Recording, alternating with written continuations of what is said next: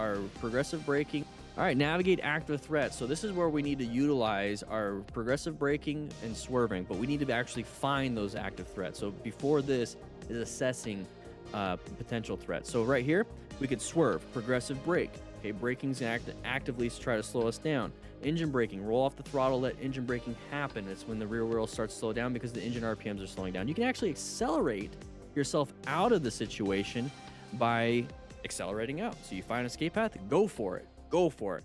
Changing lane positions, sometimes that's all that's needed. There's a pothole in the center, just move over to the left or the right. Simple, right? You're navigating that active thing. Crossing small obstacles, speed bumps, you have possible little kids. I'm just kidding, don't do that.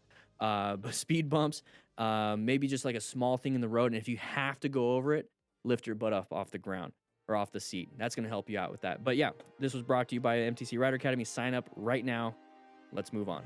All right, we got Yellow Stage, sponsored by Cardo. Use code DDTF. This is a lesson, Yellow Stage. Grab yourself a Pack Talk Edge. That's what we use.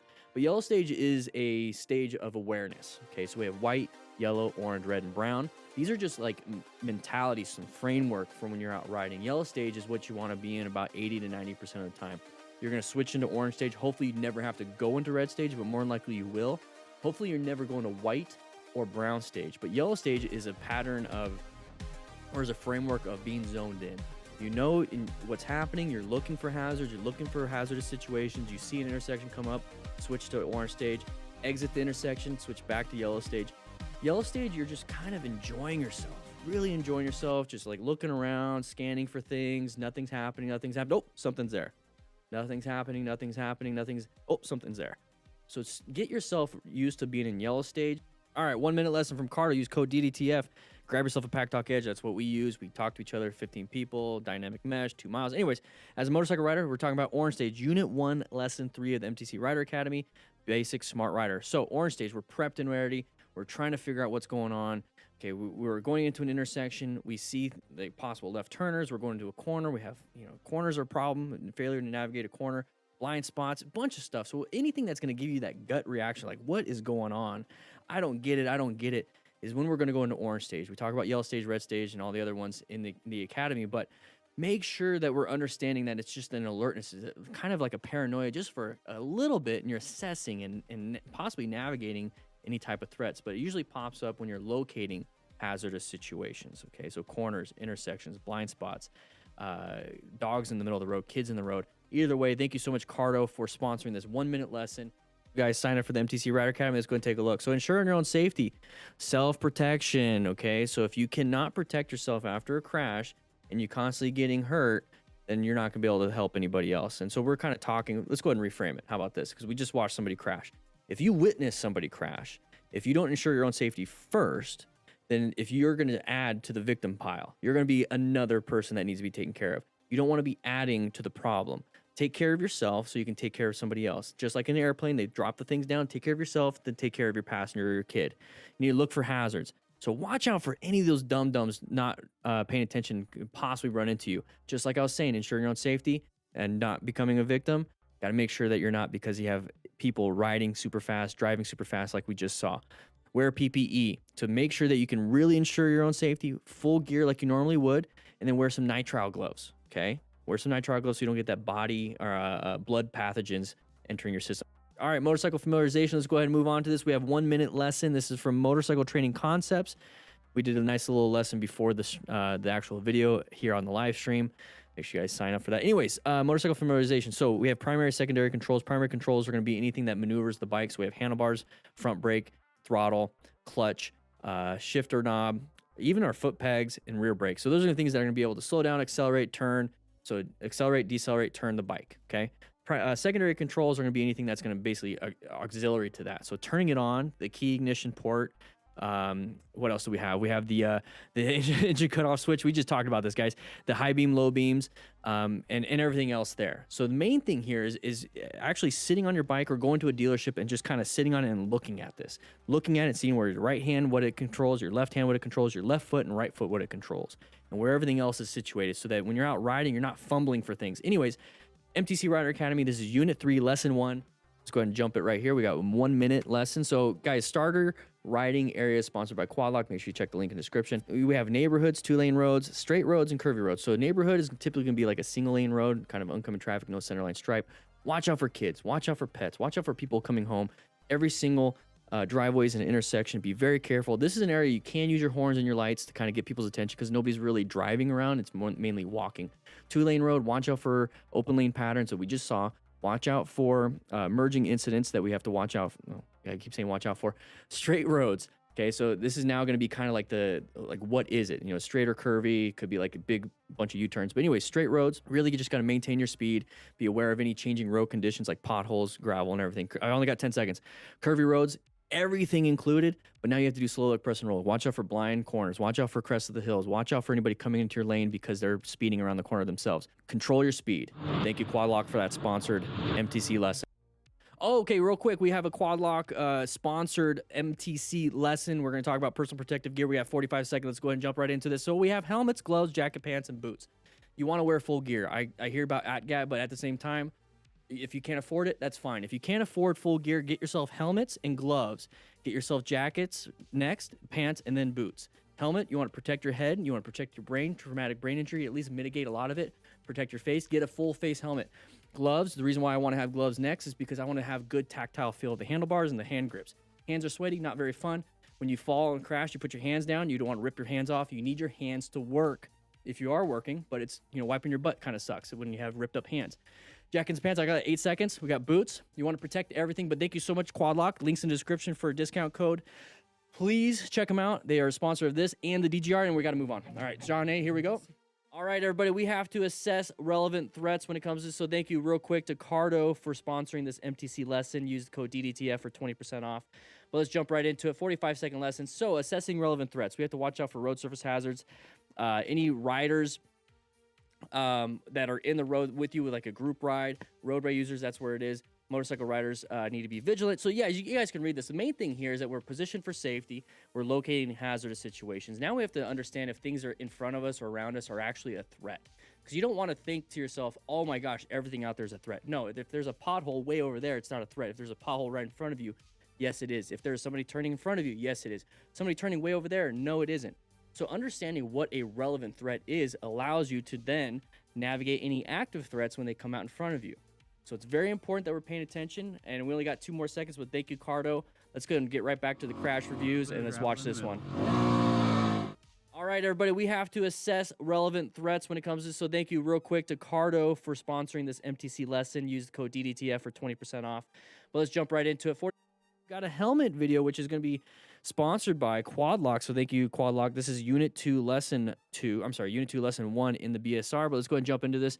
We got 45 seconds. So half helmets, do not even get a half helmet. It's only going to protect the base of your skull. In fact, this is what it looks like when it protects you. Any skin that's going to be open right there, not protected. Do you plan on landing on the top of your head and spinning around like, you know, a break dancer when you're in a crash? No, hope not. And plus, you're going to have spinal injuries there. 3/4 helmet, it's going to cover everything except for your face. You want to protect your face. You want to protect your airway. So I don't recommend 3/4 helmets. I recommend modular and full face helmets. Full face helmets because it's going to protect everything. It's going to protect your face, protect your chin. And in a crash, it's going to protect all of this. It's going to mitigate a lot of injuries. Modular helmets, full face helmet, when it's fully down, you can pop it up when you're stopped or when you go inside to get something to drink or eat. Highly recommend getting one of these. But let's move on. Thank you, Quad Lock, for sponsoring that MTC lesson. Grab yourself one. Links in the description for some Quad Lock stuff. All right, guys, this is the Lefty Loosey, the Smart Rider drill. So if you guys can see what's happening here is that we started off on the bottom and we're going to go around all the cones. So this is practicing your really wide left turn. Okay, that's a wide left U-turn. That's one U-turn during this, and it's also the easy one.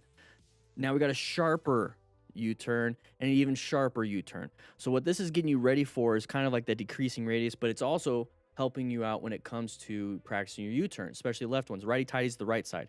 So right here, this is about 30 something feet. You can use about 30 to 40 feet for that. Now this one's about 25-ish feet. And this one right here is within 20 feet. So for the DMV test in Arizona, you have to do it within 20 feet if it's 500 cc's and below. So not only are we practicing wide, a little bit narrower, and then the actual test, you're doing it in a fun way because then you come over here and you also practice your progressive braking. But that's the Smart Rider drills, guys. Check it out. Links in description. MTC Rider Academy cadets. Join up. It's $99 a year. Anyways, jackets, pants. Okay, it's basically the same thing. You got garments for the top and the bottom. And what we're really talking about here, we talked about it in Unit 1, Lesson 0, where we talk about abrasion resistance, talk about heat mitigation, weather mitigation, thermal regulation, all that stuff. So now we're into this unit where we're talking about leathers, textiles, and armor only. So leather, it has great abrasion resistance, not a lot of thermal transfer, so that when you skid across the ground and create friction, creates heat, it doesn't transfer into your skin. Textiles are amazing now, kind of the same process, great for abrasion resistance, a little bit less on the temperature transfer. Armor only, it's really just going to be that impact protection. So with leather and textiles, you're going to have the abrasion resistance, but armor only, you're not going to have it, but you can at least protect your shoulders, knees, you can protect your hips, and we got to get going. All right, 45-second left. All right, so we got... All right, so we... oh, one sec, I got to do something. I got to turn on some lights.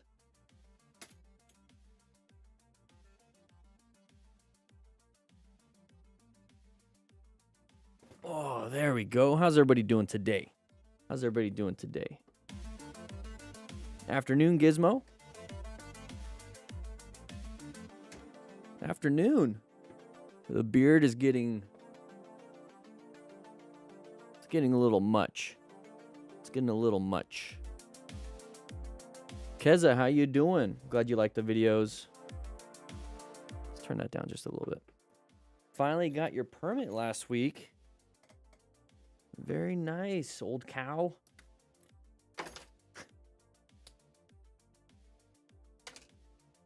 Oh, good evening from the UK. Someone dyed yours pink. Yeah, I know, Gizmo. You've been around for, what is that? Is that the 6 month? That's the 6 month, right? 2 month. That's the 2 month. So I think the 6 month is... I don't think there is a 6 month. No, 6 month is the orange. Harry has that one. Harry has that one.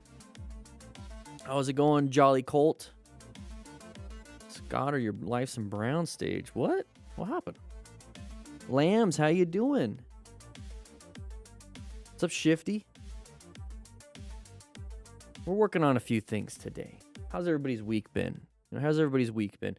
I've been hyper focused on trying to get this new show structure going on. Basically, I don't want to do after action reviews all the time. I want to kind of do a mixture of after action demos, the lessons, and even bring back the After the Ride podcast. Got some stuff. Shifty, you like it? I love it too. I love the quad lock. Got some stuff kind of situated here. Kind of working on some ideas, and I think they're really good. We'll see how they turn out. Just riding a bike, a 3-wheels bike with the car license. What do you think about those bikes? 3-wheel bikes are great. Have fun with that.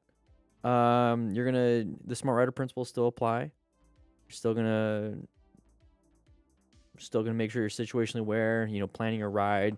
MTC awareness stages work for everything, like all that stuff. It's all principle based. So you could be walking your dog and making sure that you're planning your walk, position for safety, locate, assess, and navigate. You should be able to do all that stuff. But no, those bikes are great. As long as you're out there having fun. Washington C, what is this channel about? Motorcycle after action reviews right now. It's going to be changing, but the very base principle of this is, what's up, Marusa? Welcome.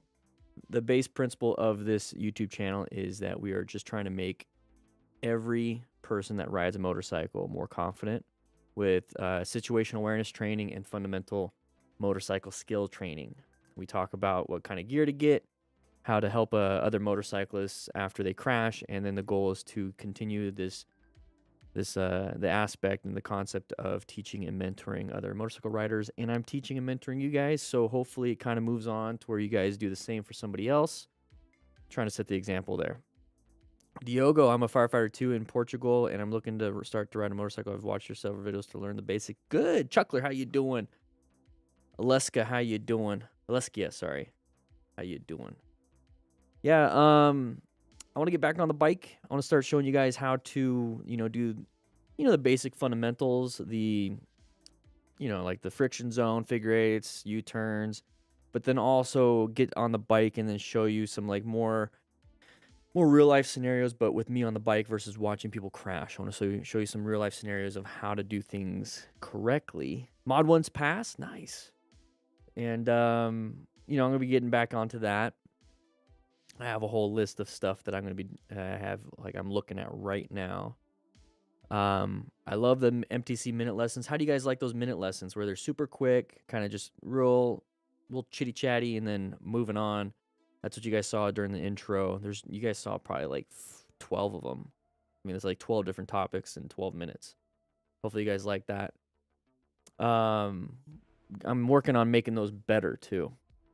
And then I'm thinking about doing the After Life podcast again. Think about doing that again. I think it would be really good. Hi, Pam from Peoria, AZ. How you doing? Pamela from Wisconsin. Scotter, you're from Peoria. Okay. Weather Watch. Been riding for about a year. We're taking the MSF course next month to get your endorsement finally. Good. What is your op? How to get back riding after crash? I like to restart anything that I stop. But now when I restart, I have prior knowledge, and the best thing I can really kind of come up with is working out.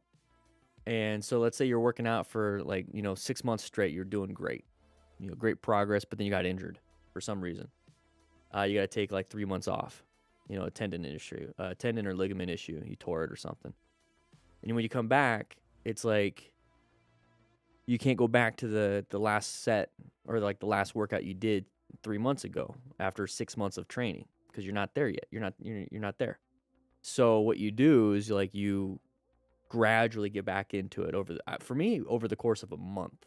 I'll give myself 4 weeks to get back into it, and then kind of get back onto the old program. So it's almost like 4 weeks of like just getting back into the habit and getting the confidence back and kind of figure out exactly where I'm at. So let's say I would be able to do like 50 push-ups straight, no problem after those 6 months. Then when I get back into it, I'll just do 20 push-ups and kind of see how the tendons and ligaments feel and muscles feel, and then gradually get to like hopefully 50 push-ups by the end of that first month. And then after that, kind of get back into it. So really, in essence, you're taking 4 months off for that injury versus getting right back into it after 3 months.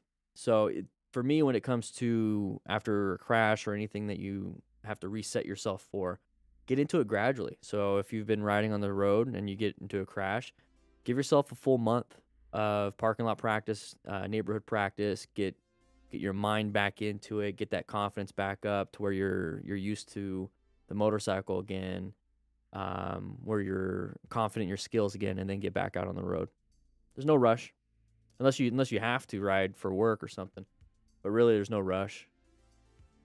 Because the last thing you want to do is rush out there and get into a crash because you're panicking. Same thing with you rush back into working out heavy and you tear something again almost immediately. Hopefully that made sense. Got a coworker that is selling their 2020 Honda Phantom, has a couple of miles and decided motorcycles are not for him. Hey, not bad. Honda Phantom. That might be a good thing. Would be a good starter bike. Probably, yeah. Karsten, if it fits for you and it's a good price, it might not be he chose that. Or your coworker chose that, so it's not gonna be your first choice.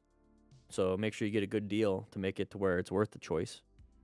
Good friend of mine died a month ago. I'm sorry to hear, Tommy. Motorbike versus tractor. Oof. This left me so damn out of sync in getting on the bike. Yeah, take your time. Take your time. Grieve over the loss. Grieve over the change. New realities. From now on, it's going to be a whole new reality without your friend. If you never get back on the bike, you never get back on the bike. It's your choice. Try out some easy stuff. Like getting in the parking lot. Just sitting on the bike in the garage or whatever. Just get back into some easy stuff. Maybe sit on the bike while it's not moving, and just kind of sit there. Sit there for 10 minutes and meditate about it. See how you feel. Give it a good look. Take care of it, you know. Check the tires. Do a whole maintenance thing. Maybe move into that. Maybe instead of riding, become more proficient in the maintenance. Instead of being more proficient in the riding, more proficient in the maintenance. Maybe go over your gear, give it a good wash.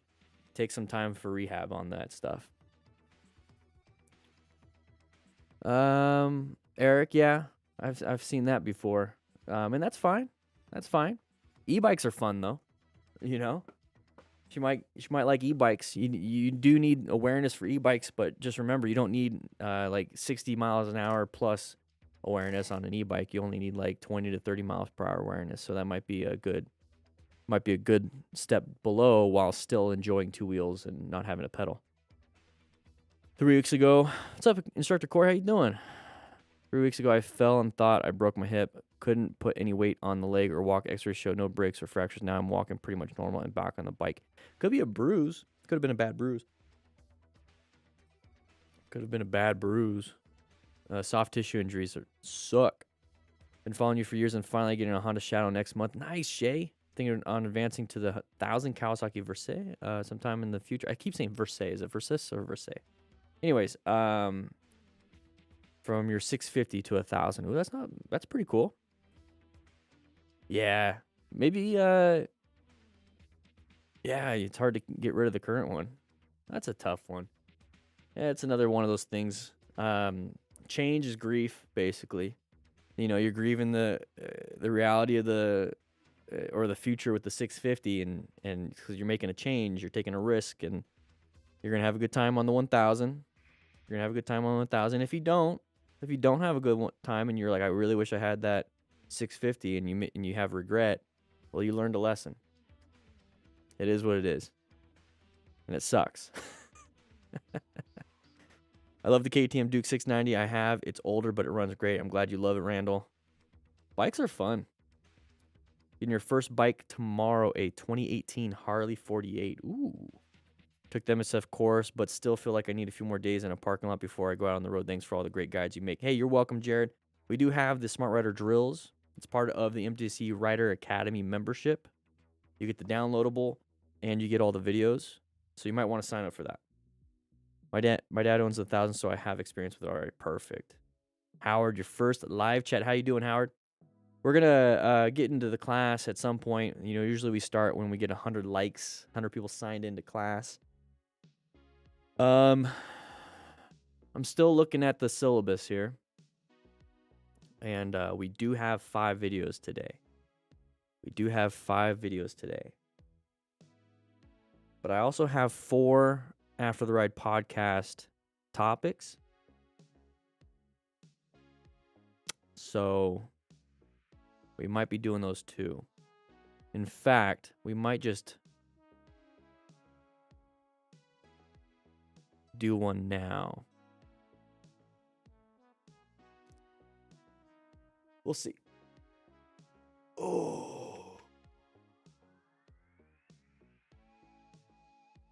Oh, yeah. We'll see.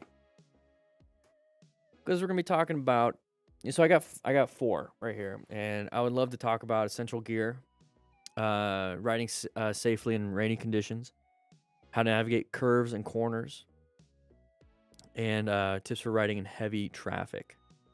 Okay, so like we got some of those things that we can talk about for the After the Ride podcast that I'm going to be launching. I'm going to relaunch the After the Ride podcast on Motorcycle Training Concepts YouTube channel. YouTube just launched their podcast playlist. Basically, it's supposed to be something better. So instead of going back to the old channel of the After the Ride podcast YouTube channel, we're just going to relaunch it for MTC. So I'm trying to think of like how we're going to do this.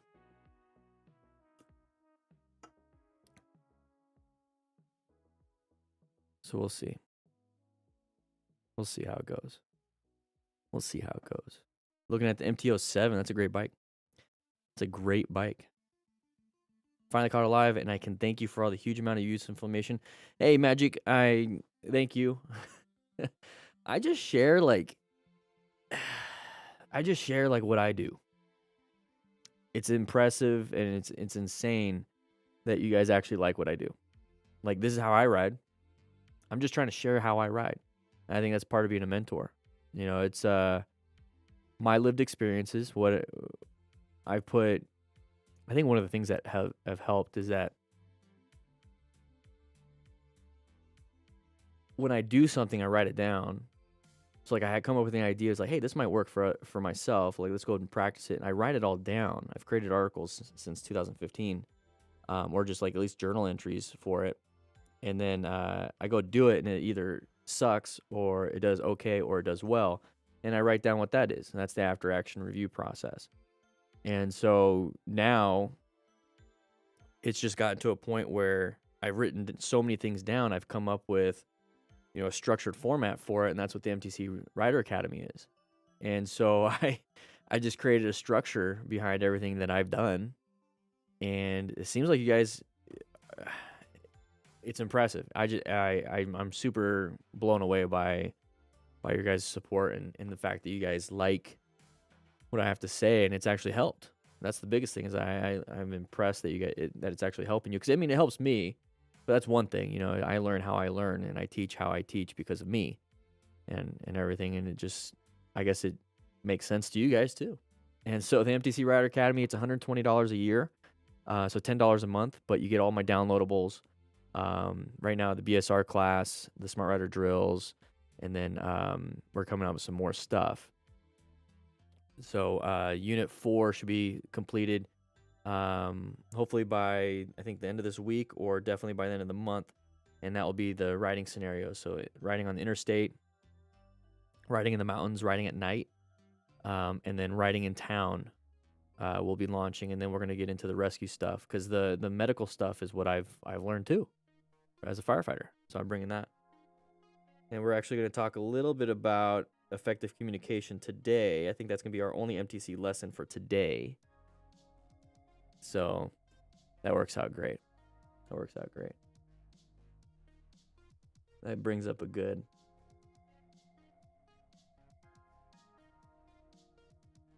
idea that I have in my head right now. I had to go back for your answer. Thanks, Dan. And yes, I'm having too much fun, I think. Free run. Also, your videos made me aware not about the situations in the Netherlands too. I'm driving a Yamaha Tri-City. Nice. Awesome. Instructor Corey, I love your channel setup and appreciate the hell of you as a person. I think the series category focus on mental health would be good. Yeah, many young men. I think that's a great idea. I think it's a great idea. I think the older I get, the more I realize, man, I'm going to be 36 next month.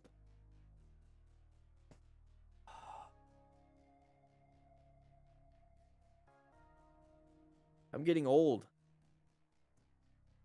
I'm going to be 36 next month. It doesn't feel and look old, but I realize I'm on the other side of the 30, and there's a lot of 20-year-olds. You know what I'm saying? So Jay, yeah, I mean, like, okay, maybe I shouldn't say old, because Jay, you're old.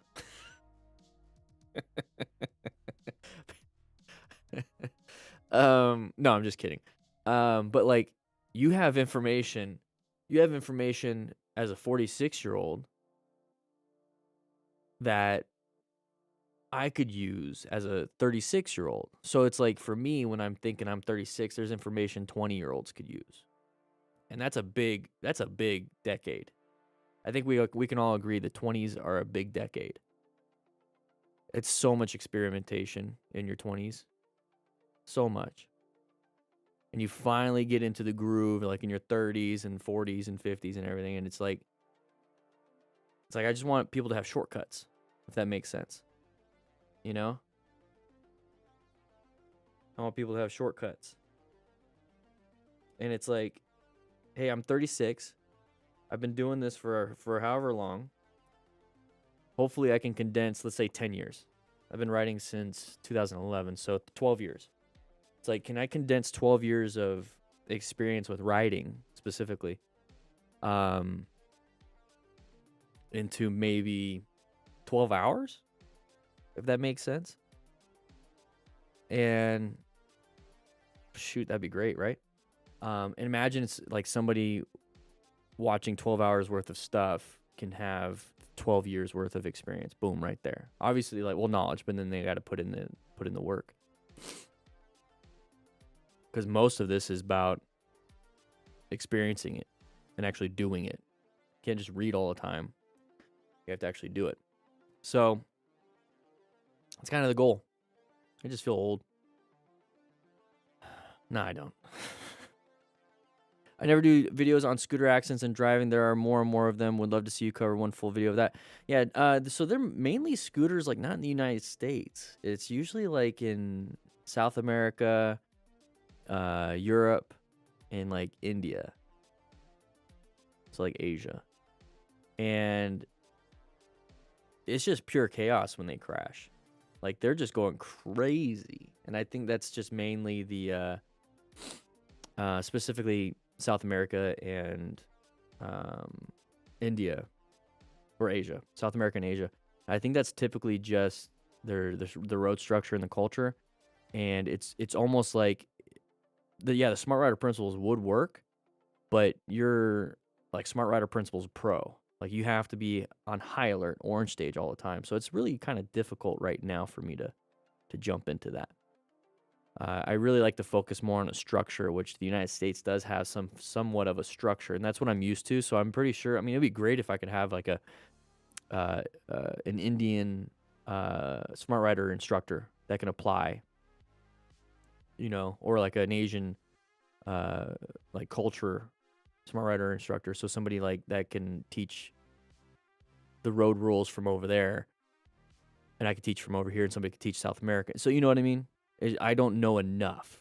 I don't know enough about, because I could be saying, hey guys, you need to slow it down, and everyone's like, dude, if you slow down, you're gonna get ran over. So you have to do this. Well, it's like, well, then if you have to do that, you have to speed. Then how can you be a smart rider and speed? Let's figure that out. If that's what you have to do, that's what you have to do. How do we make it smarter? The Club of the 30s is the best. I'm 31. Greetings from Colombia. How you doing, Juan? Thank you, Don. Is it Don Sick? Hopefully I said that right. Thank you so much. I appreciate that.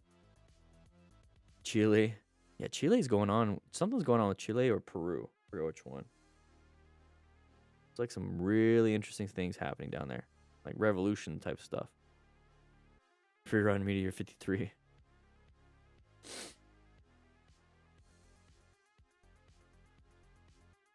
Let me see.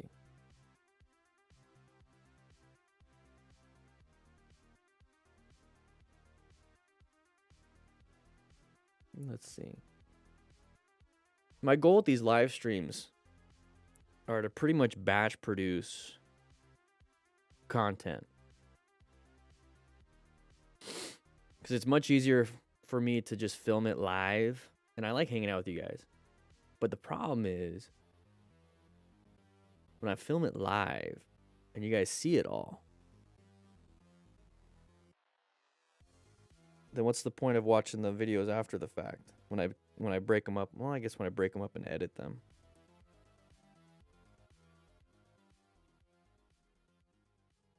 Oh yeah. How you doing, Brady?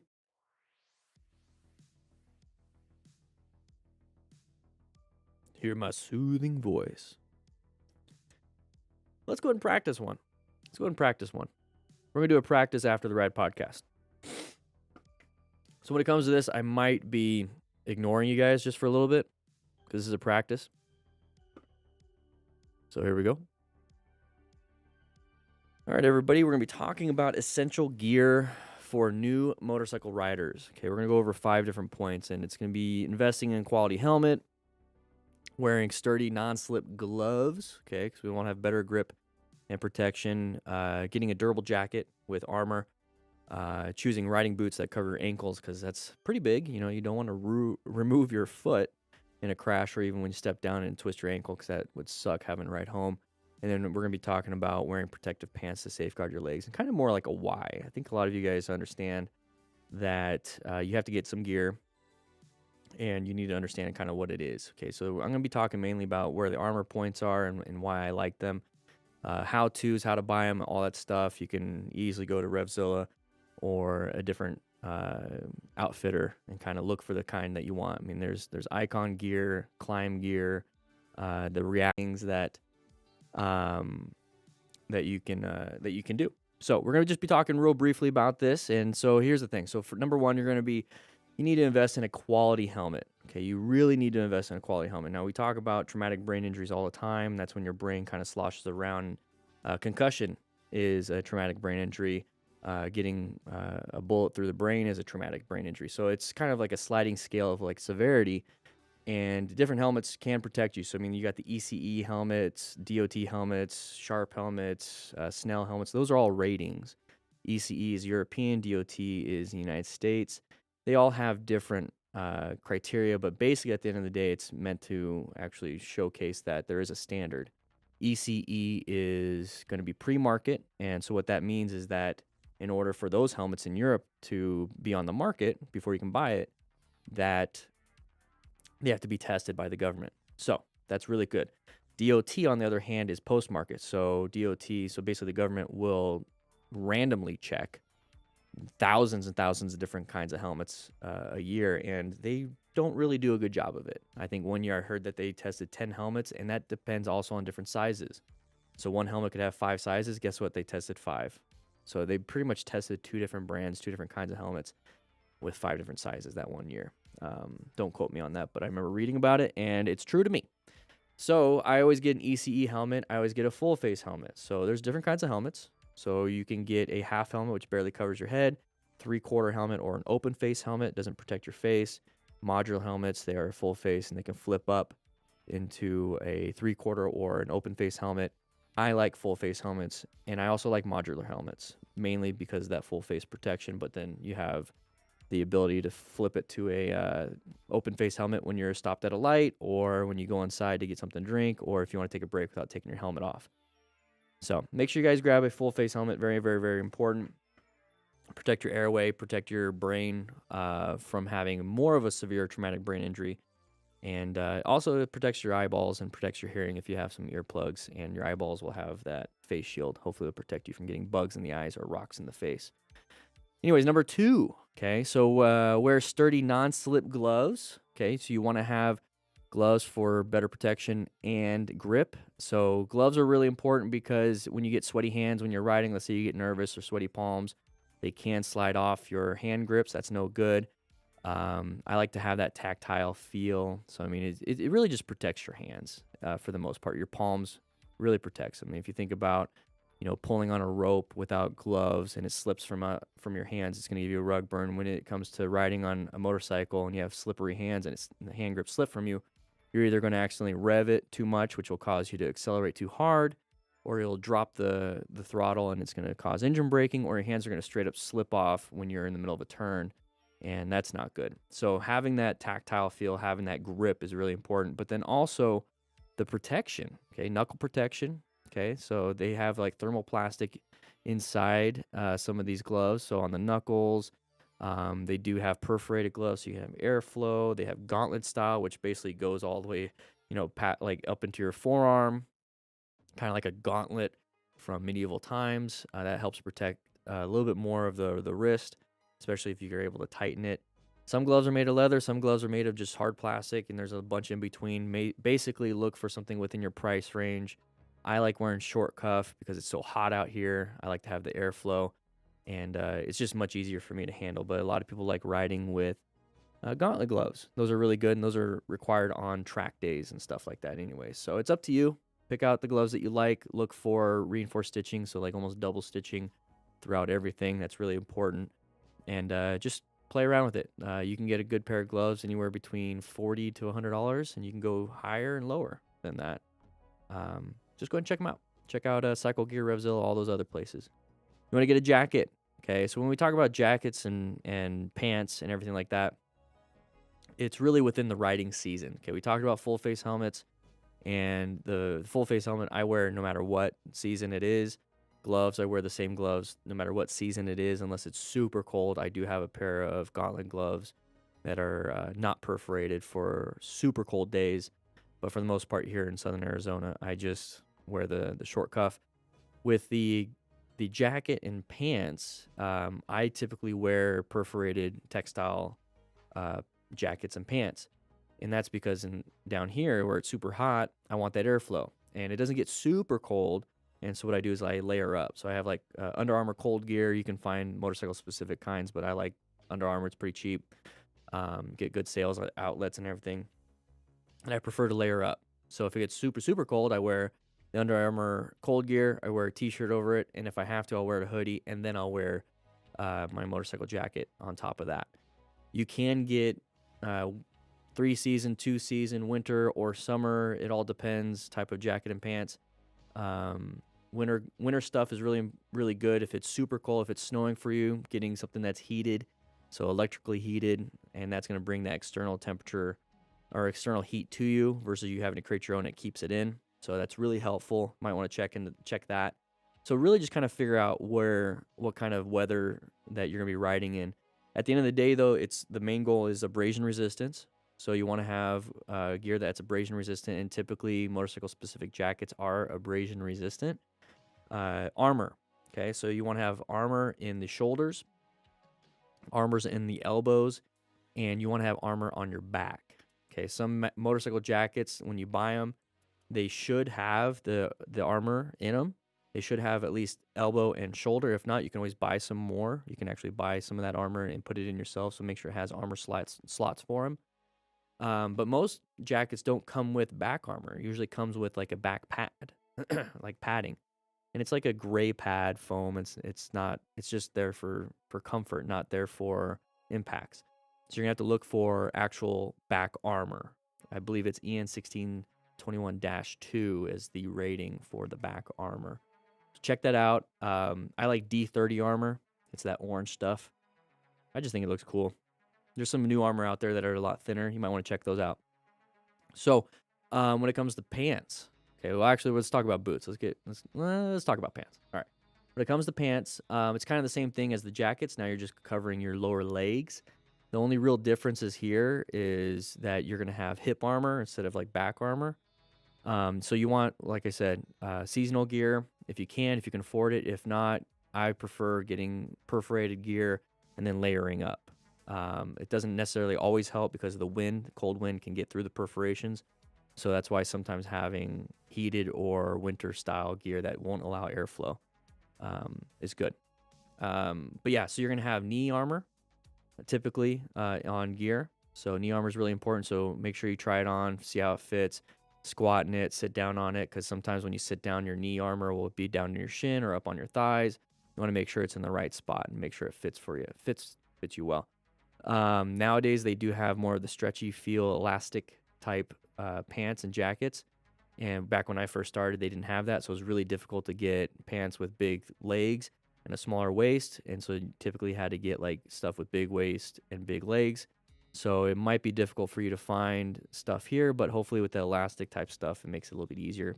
I like wearing suspenders. Belts are okay. I don't want to have like a hard buckle on the front of me in a crash. Suspenders are they just kind of keep them in place. So hip armor. Typically, motorcycle pants don't have slots for hip armor. I think it's very important. So if you find motorcycle pants with hip armor slots in it, great. If it comes with it, even better. If not, I highly recommend filling those slots with actual armor for the hips. Your buttocks should have abrasion-resistant material because that's where you typically slide. Same thing with the knees and the hips. So hopefully it's reinforced. So if you see perforations and like air flow like anywhere else, that's typically fine for the most part. But the buttocks, hips, and knees. So when it comes to boots, you want to have something that protects your ankles and covers your ankles. It's very important to have that. But you can have shin high, super shin high boots, and that's going to help protect rocks from hitting your shin. You can have regular just motorcycle shoes, which kind of look like Converse or Vans for the most part, or any other kind, but it's going to be below the ankle.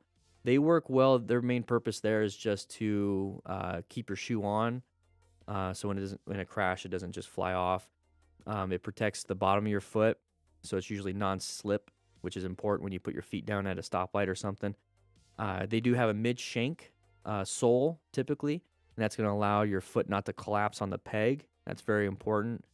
They're going to have hopefully some kind of toe protection, maybe some reinforcements here and there, but for the most part, those shoes don't do too much.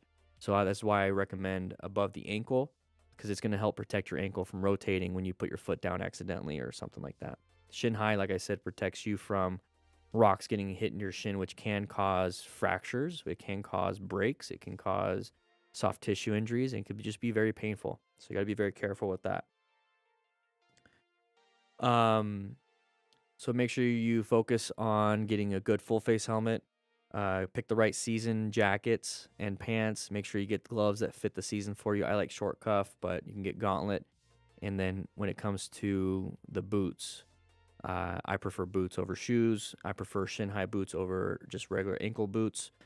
But make sure you get that gear. You should have a set of gear. It should last you a while. Everything typically lasts about 5 years, except for gloves. Gloves typically last about a year, maybe 2. Jackets, pants usually last about 3 to 5. Helmets last about 5, depending how often you ride. And then the boots, depending on how often you walk in them, you tear them up, you don't take care of them, and everything should last you about 3 to 5 also. So with that said, that's the essential gear for new motorcycle riders. Make sure you guys follow me here on After the Ride, and we'll talk later. Hey, that was 10 minutes. That was not too bad. I think it was pretty good.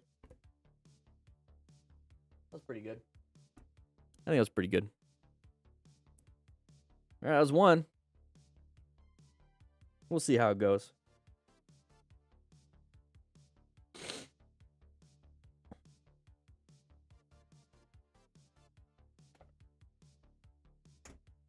Been riding on the roads and in traffic, getting better. Nice. Get some work boots at the very least. Then, yeah, at the very least, get work boots. Riding pants, hard to find. Yep. Yeah, they are. Was zoned out. But what's your opinion on riding jeans and riding hoodies? So, Luke, riding jeans can have armor in them, and they could be abrasion resistant, because you're saying riding jeans, not regular jeans. And then same thing with riding hoodies.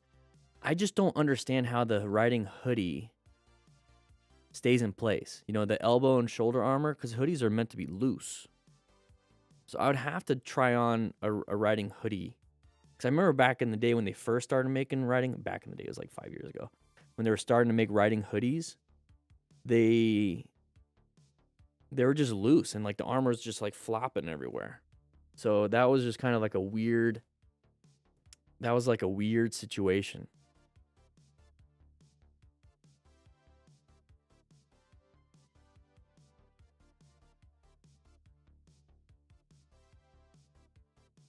It was just a weird situation. I would have to try those on, but I've had riding pants in the past, and they were fine.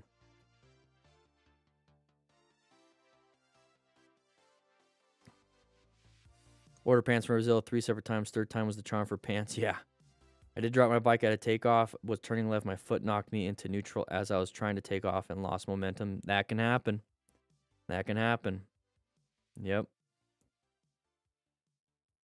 Glad you're getting better, Dragon's Fury. Glad you're getting better at it. We do have a Moto Madness. Oh, what a day. Yeah. What a day. We do have a Moto Madness video. And I think the rest are Moto Stars.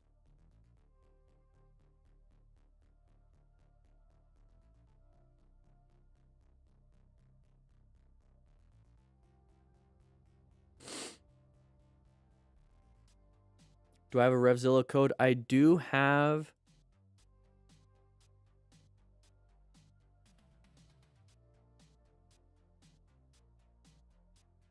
They don't give discount codes, but I do have a link to the beginner gear. I do have a link to their beginner gear.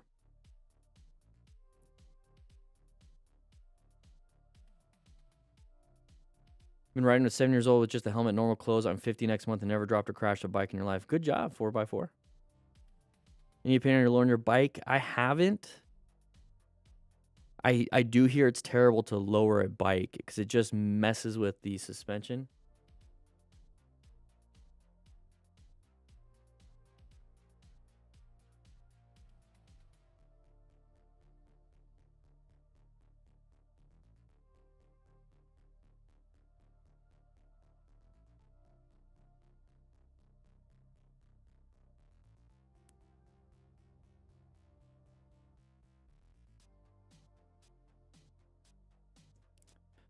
Much better after idling for about 5 minutes. Yeah, sometimes it needs to warm up. Like the FTR needs to warm up a little bit. I give it about 2 minutes, but I'm not sitting there for 2 minutes. I start riding a little bit, and I know that it's going to be kind of warming up for the next 2 minutes, so I'm not trying to like haul booty. I'll play around in the parking lot or where I'm at for a little bit. You know what I mean? Flyer bullet make jeans with Kevlar knee. Yeah, bullet jeans are great. 86 likes, everybody. Let's get to 100 likes and maybe we'll get started. Maybe we can get started. How you doing like a boss? How you doing like a boss?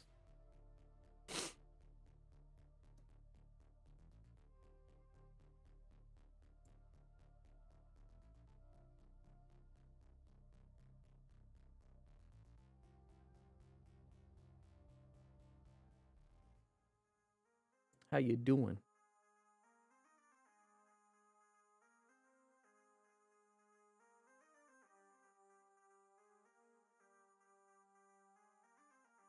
Heels, getting heels for your boots. Yeah. Oh shoot, we're getting started. We're getting 96 likes.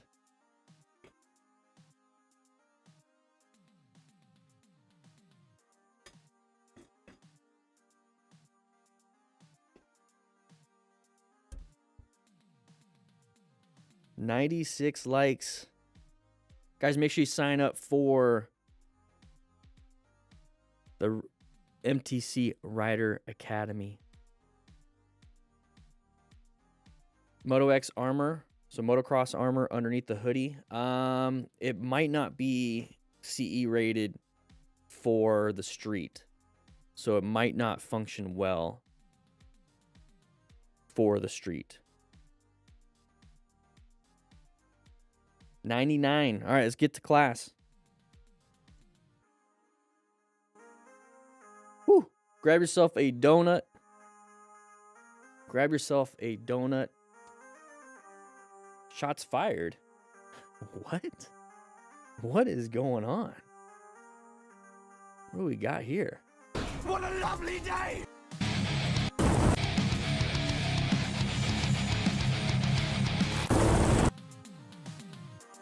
Here we go.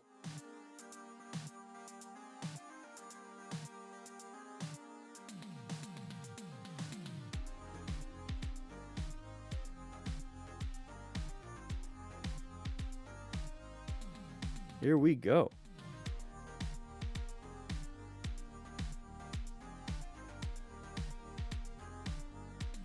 Gluten-free donuts? I don't know.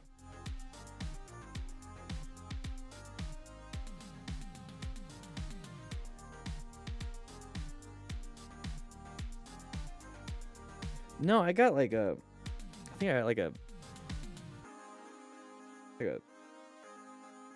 splinter. It's starting to bother me. I don't know where it came from.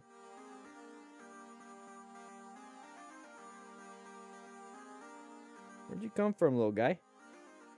Gotta get some tweezers. Some tweezers.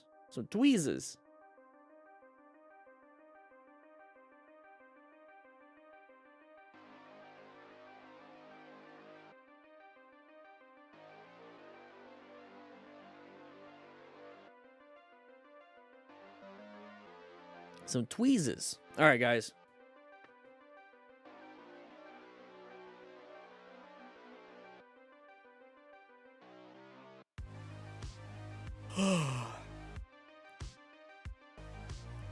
No, there's no tweezers in the rescue pack.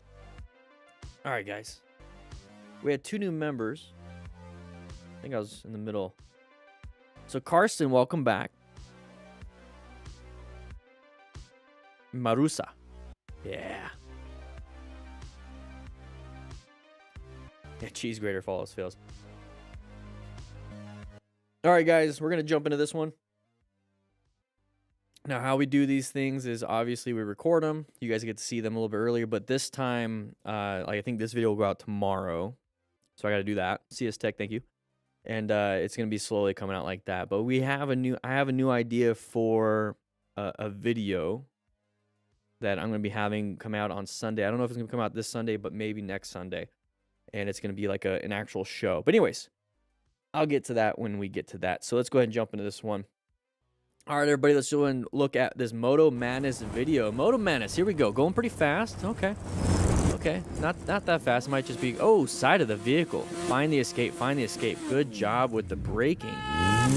Good job with the braking. So when it comes to doing this, okay, we're getting up to here. Okay, you can't see too much. This is a 360 video. It's going to be on his handlebars. That's why it's kind of like this.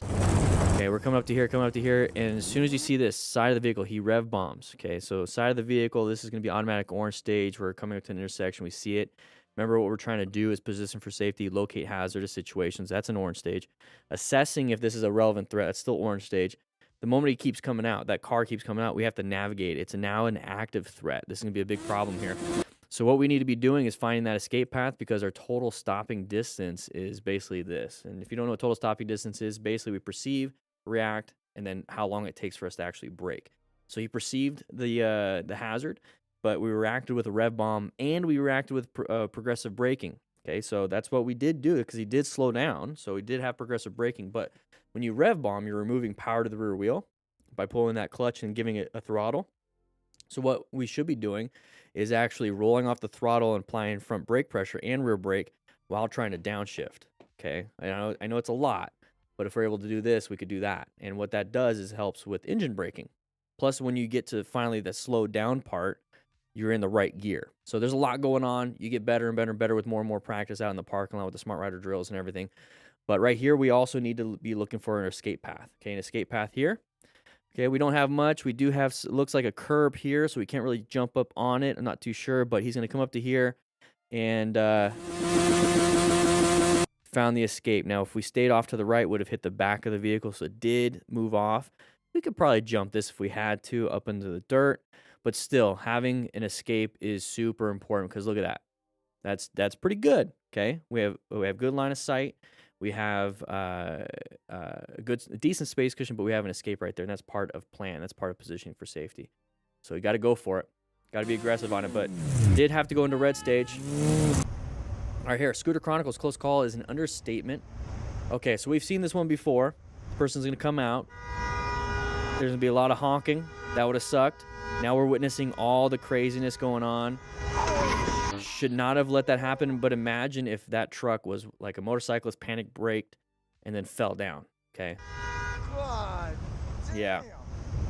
Not a good situation. Man, that would not have been good. All right, MT07, Mad Max in Belgium. Okay. Whoa, good job with the swerve. You saw that. Good job with the swerve. Let's take a look at that one real quick. So we're coming up to here.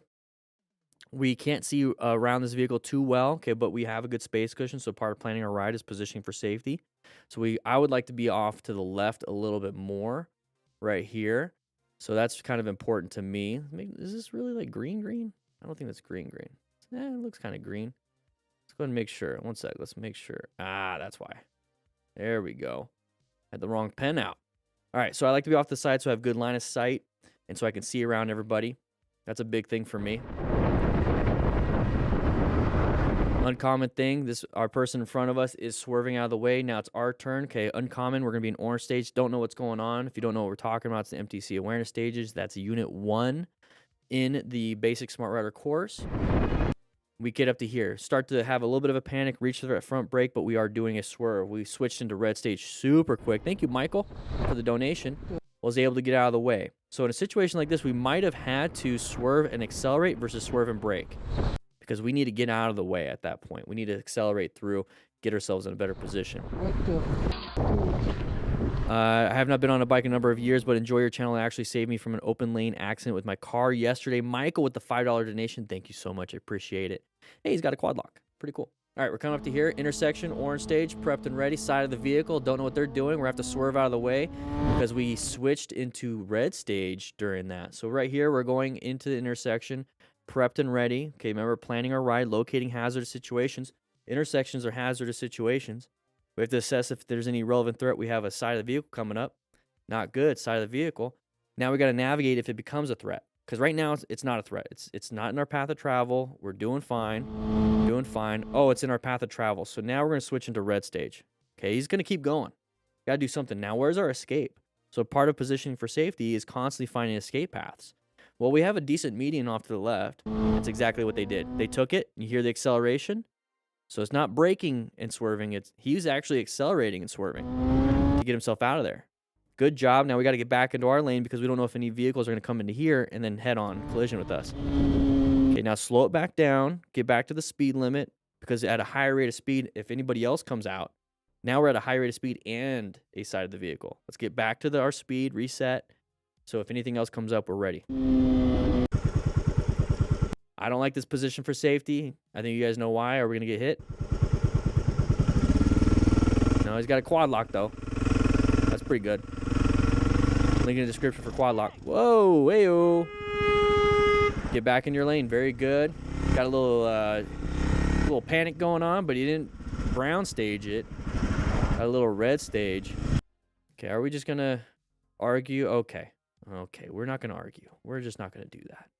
We're going to move on. All right. Ooh, not a lot of gear here. Let's see. Orange stage situation because we're going into an intersection. What's happening? What's happening? Position yourself a little bit. There's a good position. If we can lane filter, let's lane filter. Not a big deal. Don't know each other. Did a little headway. Whoa, what are you honking for? Who cares?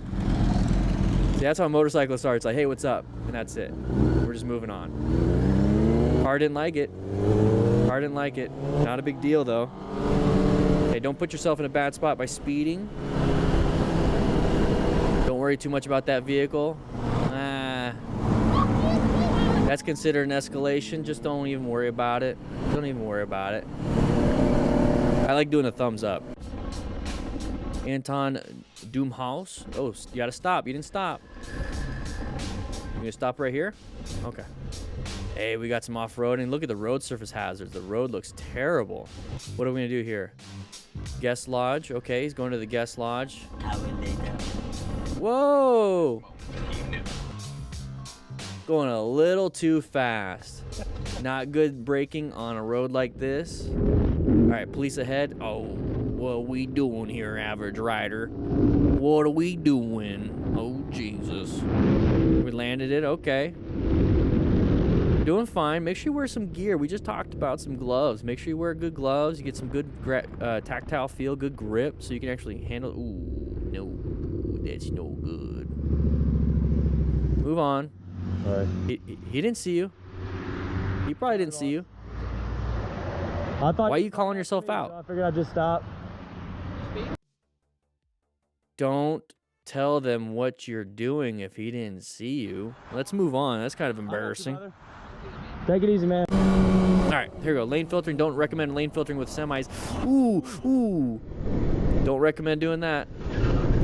You see how there was like a jostle? He didn't hit anything. That was a panic brake. Don't be lane filtering and lane splitting with semi trucks, guys. Don't do that. Bikers e-fans. Here we go. Going pretty fast. There's an open lane position right there. Okay. If you don't know what an open lane position is, let's go ahead and take a look at this. This is a common merging issue. Very common merging issue. So we have an open lane right here, right in front of us. We have the best spot. We love it. We want to be in those positions because we have good line of sight. Well, guess what? So do other vehicles, and also other vehicles are impatient. Hey, guess what? So are you. Okay? If you're stuck behind a vehicle, you're going to want to get into the open spot. So since you know you do that, assume somebody else will, and assume that they're not going to look. You typically should be looking in your blind spots, but others don't. So we're getting up to here. We have this vehicle with a quick little brake, and then it's like, screw this, I'm going. They're going to come into our lane. Now that offers us an opportunity to crash. So this is our total stopping distance. This is not good. Okay, we have to stop in this time or slow down in this time. But thankfully they're moving, we're moving. We kind of just maybe not hit each other. It's gonna be kind of scary, but at the same time we should be looking for escapes. But what I'm trying to get to the point here is that when we see a pattern like this where it's open for us and there's a long line for somebody else and our lane's moving quicker or it's just open, more than likely they will jump out in front of us. So the whole time I see these open lane patterns, I'm looking for escapes. I'm just constantly looking for escapes. They can come out at any moment. they can shoot out in front of me and there's not going to be a total stopping distance that's appropriate, or they could be shooting out in front of me where it's just not a big deal. But more than likely, they're going to be shooting out in front of me, and I have to have an escape already in place. And that's part of planning your ride. So make sure you guys plan your ride. So escape, that's considered an escape. Look at that right there. We would have hit them if we didn't do anything. That little bit right there is a good escape. Splitting is at a lane splitting is at a speed, so you're actually splitting people like that person with the semis. Lane filtering is when the traffic is stopped. Here we go. Bikers E fans. Same person. We're going. Whoa, don't get too close, but I get it. You want to get yourself out of the intersection, okay? They had sun in their eyes. They couldn't see, or they just didn't see. They blended in. Not a big deal. I think we've seen this one because I just remember yeah, we do. So a nice little swerve. We're going to get back into our path to travel that we needed to be in. Guy was being a dum-dum. Let's move on. Don't worry about getting back to them. All right, Junior HLS. So this is a great position. Look at the line of sight that they have. It's very good. And if somebody comes up behind you, hopefully they get into the little open spot here. Caralho, não gravou, mano. We got smoke. Somebody hotboxing it. Caralho, o cara bateu numa... Oh, airbag deployment. Oh, Jesus. That's why I like that position, because you had been stuck in the middle. It's like somebody's hotboxing this thing. No, that's a little bit of smoke from the airbag deployment going on. Probably got some burns on the wrists, maybe on the chest, little chest injuries. Not good. Let's move on. You could rescue the person if you wanted to, but I don't think they're gonna need any rescuing. Get out of the way. You're just messing up with traffic now, dude. Just go. Caralho, mano. O cara bateu numa G63. You're just adding to the problem. Yamaha R1. Big trailer. They didn't see you. Good job with the braking, though. So that was really good progressive braking right there. So we're kind of seeing the distracting injury, or the distracting vehicle, which is going to be this truck and trailer right here. So we're going, not a big deal. And then boom, all of a sudden that white vehicle pops out. So this is the moment that we need to be like, not good. We should be in orange stage anyways, but if this person continues to go, we're going to have to go into red stage. And what we can do here is good progressive braking, which is squeezing that front brake until you get some traction, some weight transfer to that front tire, and then you can give it some more and more and more and more. Because we got to watch out here. This is our total stopping distance at this point. Not very good, because this vehicle is going to come out and we're going to run into them if we just keep going. We can also find an escape path, but this is a great example of progressive braking. You notice how he didn't panic? And once he noticed the vehicle was going, then he rev bombed. A panic brake would have been slamming that front brake and dumping the bike, because there's not enough weight on that front tire to allow traction.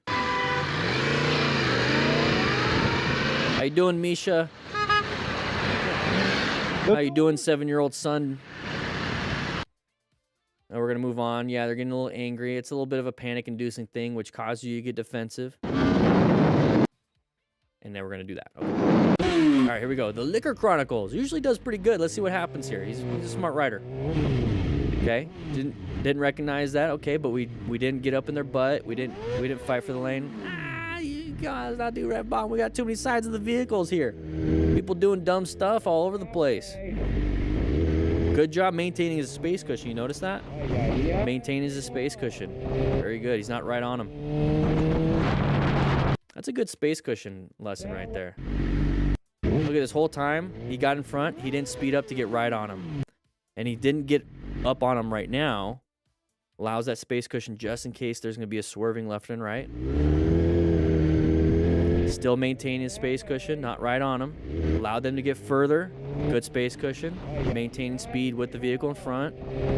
Space cushion's been there the whole time. So good job maintaining that space cushion.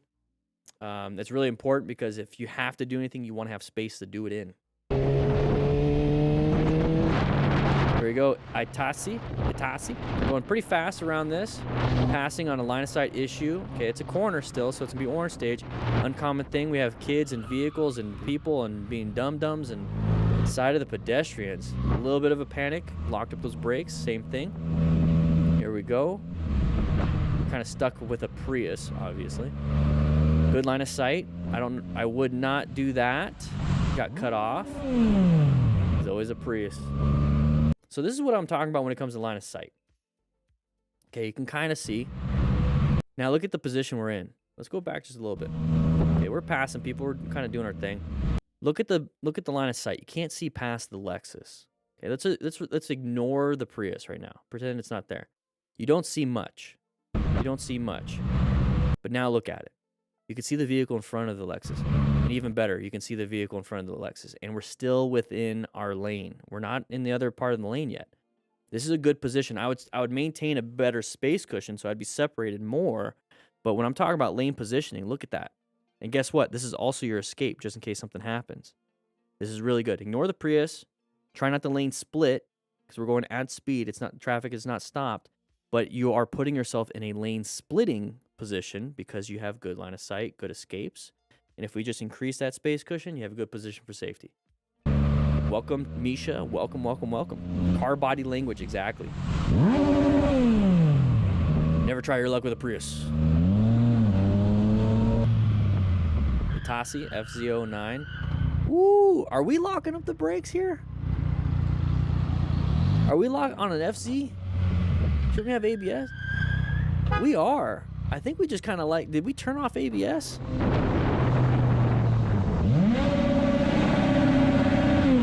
Okay, not a good position for safety. Move over. Dude, if we're having this many close calls, who's the common denominator in this? Ay, ay, ay. All right, we're in Lithuania. There's the side of the vehicle. Swerve. Found the escape. Almost hit the other vehicle, but we did find an escape. Let's take a look at this. So we're coming up to here. This is going to be an orange stage situation. We do have an intersection with traffic, path of travel violation possibilities. We're covering the brakes. We're lowering our speed just a little bit. Let's say 2 miles an hour. That's going to allow some weight transfer. That front tire gives you some engine braking, gives you some opportunities to do whatever it is you need to do. We see this person coming out. We don't know if they're going yet because we have a line of sight issue now. Okay, it's all happening quickly, but you have to make decisions quickly too. That's why we're breaking it down scene by scene basically here. So right now we have good. We can go, but we don't know if that person's going. Now they are. Okay, now we got to make decisions. So when I'm in the intersection, orange stage, because we're planning our ride, locating hazardous situations, I'm already covering the brakes. I'm not now going onto the brakes. I'm covering the brakes. So now all I have to do is squeeze gently. Just squeeze it, and then press a little bit on that rear brake. So now what I'm doing is going into red stage because they're in my path of travel. So I'm going to apply good progressive braking. Because I can't swerve too hard to the left, and the braking is going to buy me some options and buy me some time to now look for my escape path. Typically, right here, escape path is going to be where you went. Because if you try to go to the right, you're going into them. So going into the middle, like a lane filtering position, is really good. So go ahead and apply some brakes and then swerve yourself into that.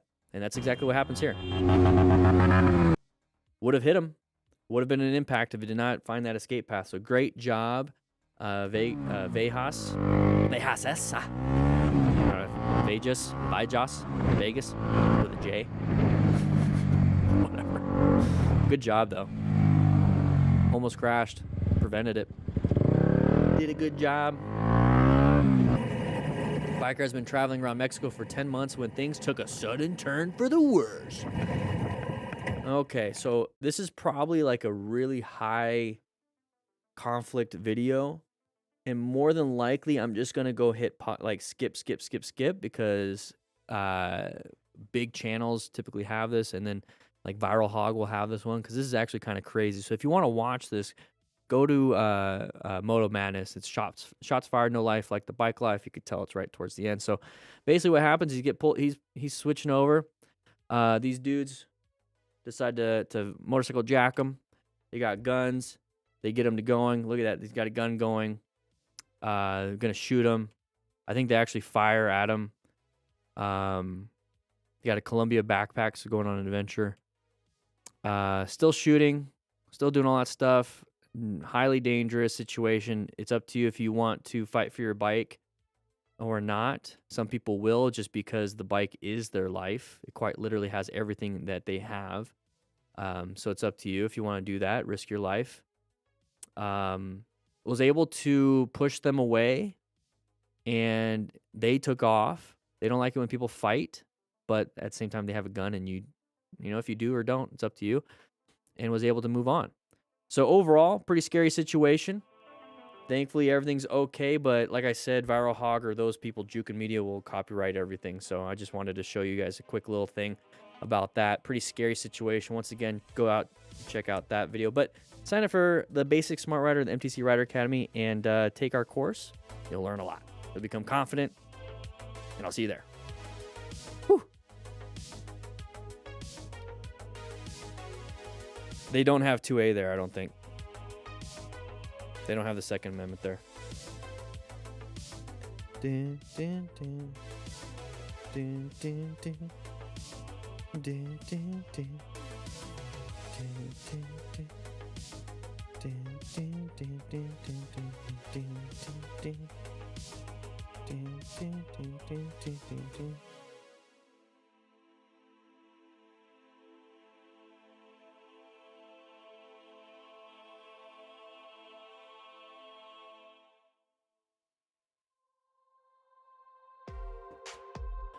So all guns are illegal by default. I have no idea, honestly. Is this live? Yeah. It is live. It is live.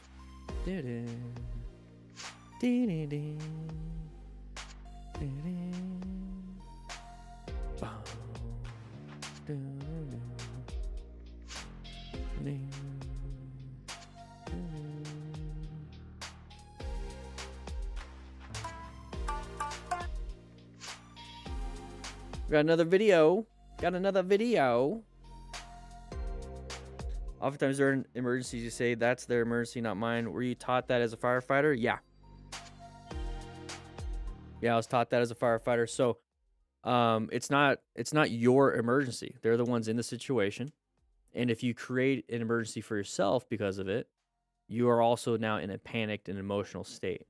If you're in a panicked and emotional state, then you're not going to be thinking logically, which is where your training comes in. So in order to really help the situation, you need to compartmentalize the situation, and then you can process it later. Processing it during delays any action that you could be taking. We all need to hear Inner Dan to help us navigate the road. Old cowboy. How you doing? Just wish the other voices were as helpful as Dan. Yeah, I mean, the other people are pretty good. Yeah, frontal lobe versus reptile brain. Yep. Thank you for inspiring me to finally get my license in the UK and helping people thinking and live safe, sir. Hey, glad you're here. Guys, once again, the MTC Rider Academy, sign up. It is available now. Okay, it's $120 a year, so $10 a month, but you get all this, and we have an MTC Riders group. We might be translating that. We might be doing something a little different.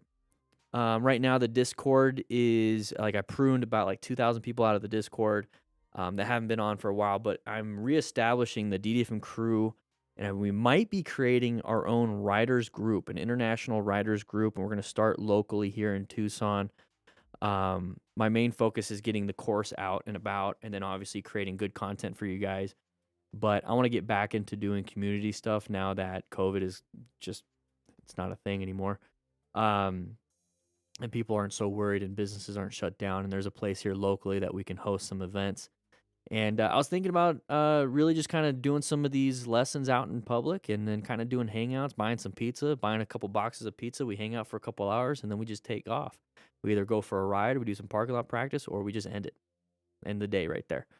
Just kind of hanging out. So I really want to get that going. Right now I'm doing like a digital version of it in the Discord server. So somebody type Discord in the chat, exclamation point Discord, and Nightbot will give you the link for it.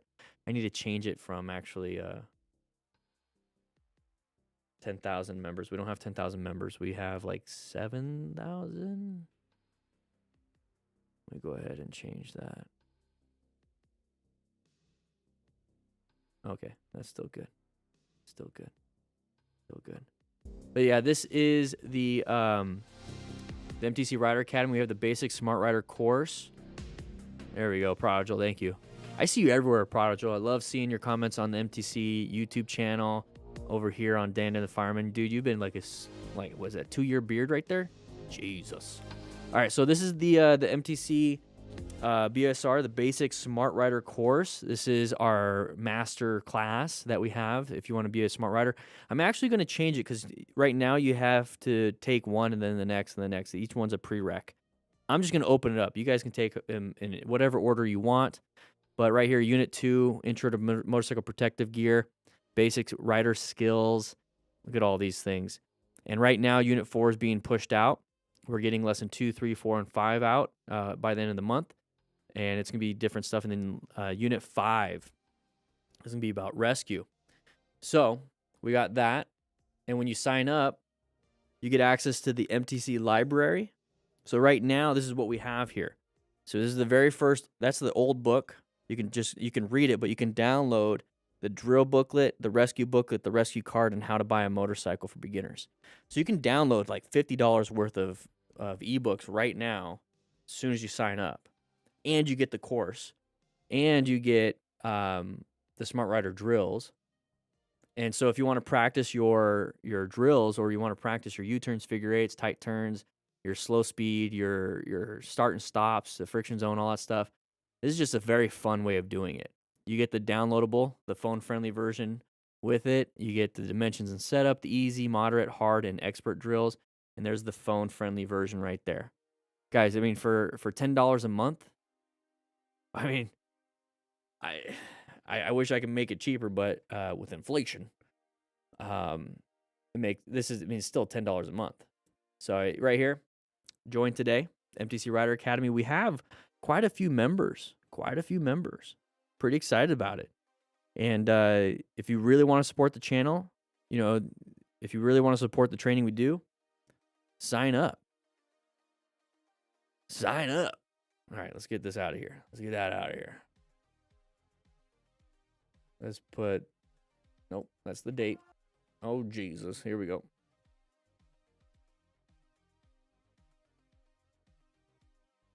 Boom, boom, boom. $4.99. I've been watching your videos for the last couple weeks. It has been entertaining and really educational. Hope the best for you and your channel. Thanks, man. I appreciate it. $4.99. $4.99. Over a year with me. Yeah. I'm gonna post an Instagram story. Go ahead and get that over here, huh? So I can show everybody that I'm live. What is everybody? We are live. We are watching some crashes. Make sure you guys sign up. We'll sign up. Go ahead and join the live stream. I'll see you guys there. There you go. We gotta do some work here. We gotta do a little bit of work. Gotta make sure that we're doing our marketing skills. Let's get some music going. Make sure everybody's happy.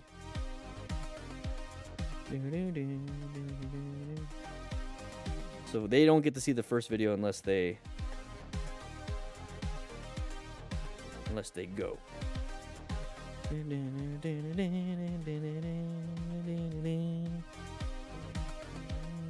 Over a year, Elad. Yeah.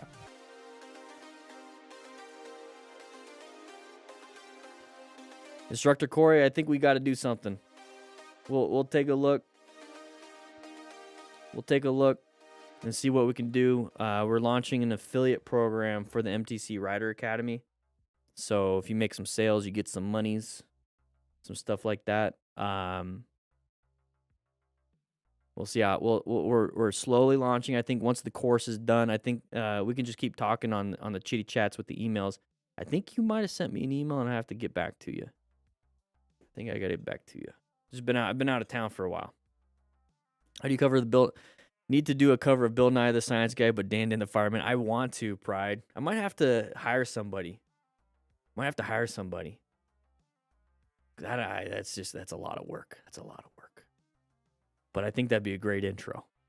Dan the Fireman. Dan. All right. Shoot, we should probably get started, huh? We got another video. Screw it. Let's go ahead and do another After the Ride podcast. Let's just get these things going. Let's just get them going. Let's go back to my room. Let's go back to my room. Woo-wee. And then we'll get into the next video. We're going to take our time. We're taking our time. Who cares? Who cares? We're all hanging out today. You guys are watching how I do things. I need to stop worrying that it's going to be boring. It's going to be boring, Daniel. It's going to be boring.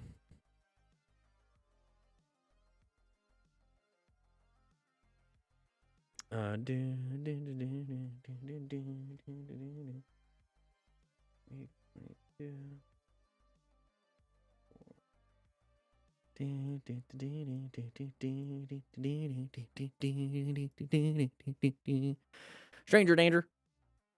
Hey Dan, I'm watching your videos for a long time. Dude, 2 years. Jeez. You got a 2-year beard. I was a first responder 3 weeks ago, and your vids helped me to manage the situation pretty well. Big thank you for teaching us every day. I'm glad that you were able to do your stuff and be a first responder for a situation. You definitely helped out the situation, because a lot of people just watch and they don't do anything. They don't do anything. All right. Here we go. 3, 2, and... All right, everybody. Welcome. After the Ride podcast. Typically, we like to listen to this stuff after we ride, but you can listen to it before you ride. We're going to be talking about mastering the art of rainy day motorcycle riding. We have monsoon seasons down here in Tucson, so it's not going to be like a rainy day thing all the time. So it's easy to get out of practice, and you're going to have to get back into practice if you get caught out in the rain. First and foremost, I prefer not to ride in the rain, so I will go ahead and not do that. I'll drive my dad van, the Chrysler Pacifica, and call it a day, or just stay home, because I also don't like cleaning my gear, and I also don't like dealing with all that stuff. Anyways, but we're going to talk about kind of like what you can do. So let's say you get caught out in the rain if you're down here, or if you have to ride all the time. It's also really important to understand these principles when it comes to anything kind of like gravel, anything like with a traction loss type of stuff.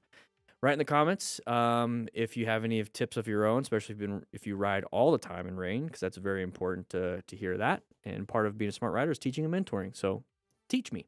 Anyways, number 1. Okay, we're going to give you the cliff notes real quick.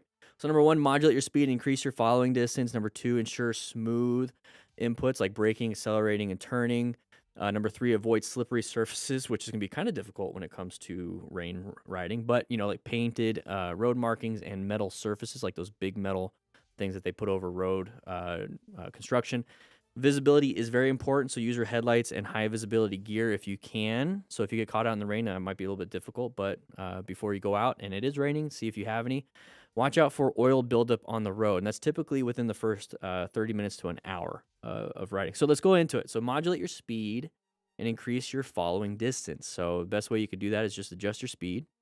So if let's say it's a speed limit's 45, and you could typically do 45, 55 on a road like that, you shouldn't be speeding. But on motorcycles, speed is a little bit more manageable than in like a regular car, unless you have like a performance car, sports car, or something like that. So adjusting your speed, so lowering it down is a great idea, because you're going to be buying yourself more time, more options. Because think about it, your vision is going to be impaired because of the water droplets on your face shield. So going at a lower speed is going to kind of manage that risk that is now being presented. So go ahead and lower your speed just a little bit. I prefer to do 5 under, or just at the speed limit, instead of like doing 5 over like I typically do. Hopefully no cops are listening to this, but still, come on, 5 over is not a big deal. But so I'll just go the speed limit, or I'll just hang out in the right lane the whole time. That way I have escape paths on the shoulder. Maintain a safe distance. So you have to think about this. Okay. So if you have rain on the road and you have, let's say, bad tires, let's say you have good tires, screw it. You have good tires. You're going to have a little bit of a traction loss. It's not going to be dry on the ground. It's going to be slippery. It's going to be wet. It's a wet road. So applying the brakes, you're going to need a little bit more stopping distance. When it comes to a swerve, you're going to need a little bit more time to really make that swerve. And even acceleration, you don't want to just power through it, because you're going to have that slippery stuff on that rear tire. We're going to talk a little bit more about in the second tip here. Enhancing reaction time. So when you have reduced speed, guess what? You bought yourself some time to have more reaction time. When you are maintaining a safe distance, guess what? You're buying yourself some more space to make better decisions with the time that you do have. So if a pedestrian stops out in the middle of the road, you can't see very well because of the visor and the shields and all that stuff getting all, watery. Being able to swerve and being able to move out of the way is really important. We got to move on. All right, number 2, ensure smooth inputs, braking, accelerating, turning. So you need traction to do all those. So you need to have weight on a tire to do all of those. Now, yes, your motorcycle is kind of heavy and there's weight on those tires. Therefore, gravity and everything is staying on the ground. But there's a lot of power with the rear wheel. There's a lot of power with braking. You do need more weight. And so progressive braking when it comes to smooth braking is very important, even more so when it comes to riding in rain or gravel or anything like that. But we're talking about rain. So when you're riding in rain, you're going to want to definitely focus on getting that smooth transition and progressive braking. So you're applying a little bit of braking. You're getting weight transfer to that front tire. Now you can apply more and more and more. You can practice that in a parking lot when it's not raining, so you get the feel for it, so you understand. So when it comes to a situation in the rain, you know what to do. Gentle acceleration. You don't want to slam it. You don't want to go wide open because then that rear tire is going to slide on the ground. You want to do a smooth, progressive acceleration because you don't know, because typically if you're at a stoplight, you might have oil, and we're going to talk a little bit about that, but you might have oil. And so when you accelerate super hard, it might slip from underneath you. Controlled turning. So same thing. You're going to need to have traction when you're turning left and right. So if you're in the mountains, you get caught in the rain, just be aware that you should probably slow it down, go back to adjusting your speed, slowing it down, and then making those turns nice and easy. The main goal when it's raining out, guys, is to really just make it home. Just make it home.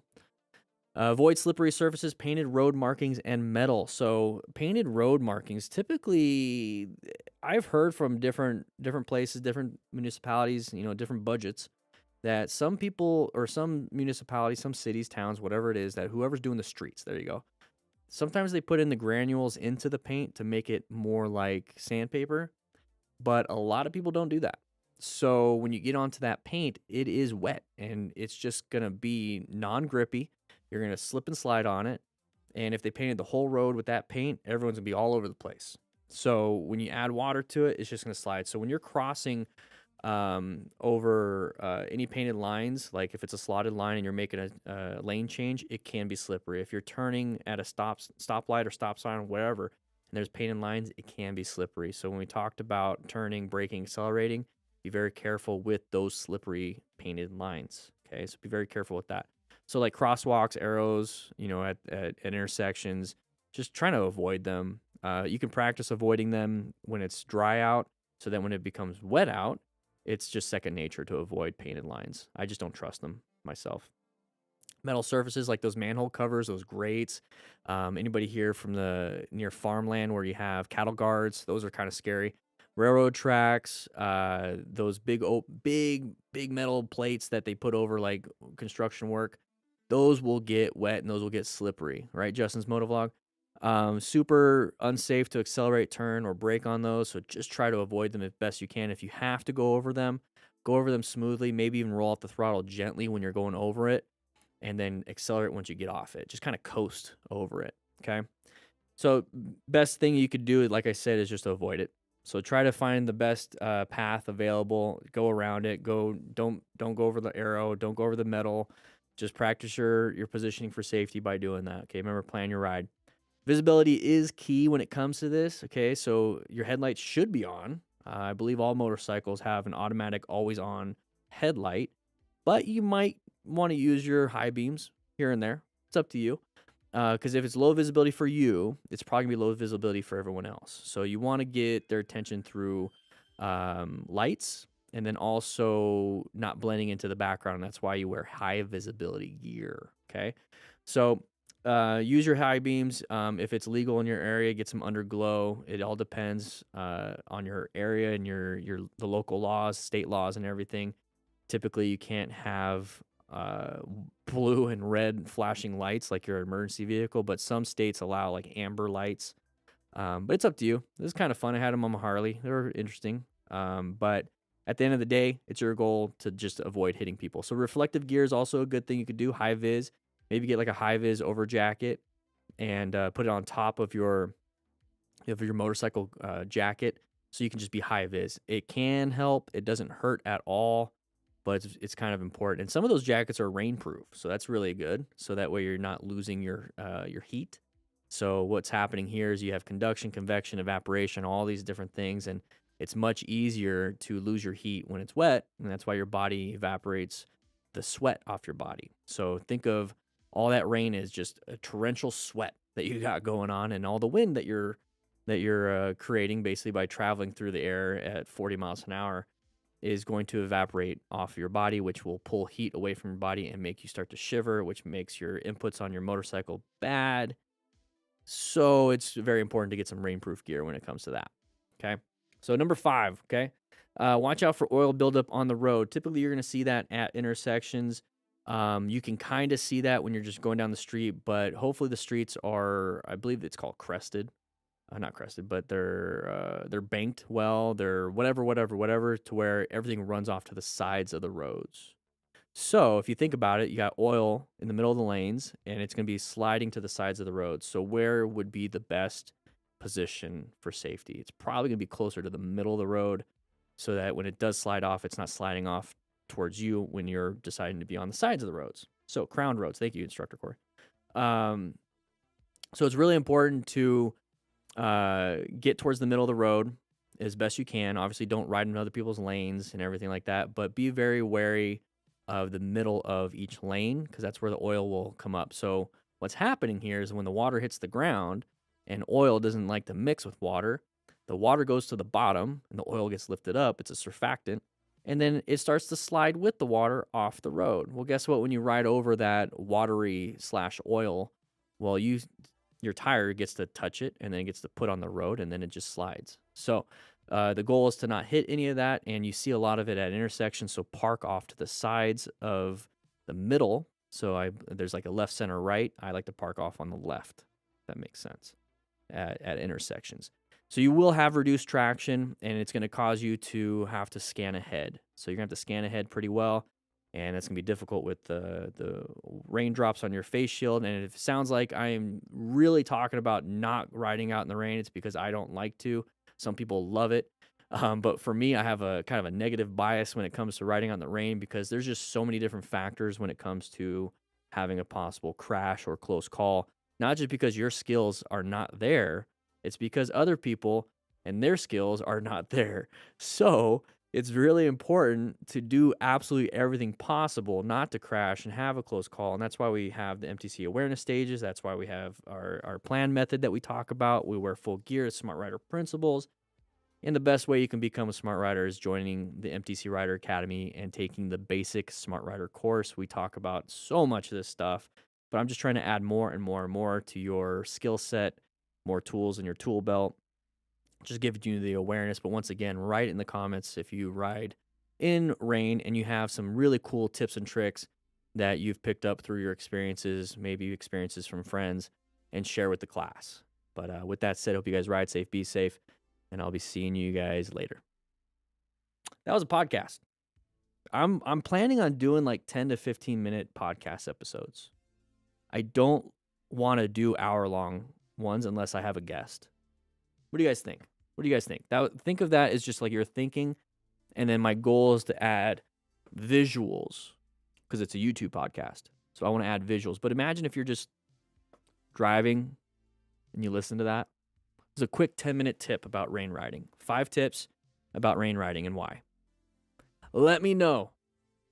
I'm practicing. I'm creating in the open so you guys can see. Instructor Corey, I mean, I've seen your stuff, and you're doing your thing, and it's like, if I can share how I do it, maybe you'll pick like one out of the 20 things I talked about and be like, I like that. I'm going to use that, if that makes sense. I feel like building in the open is really important.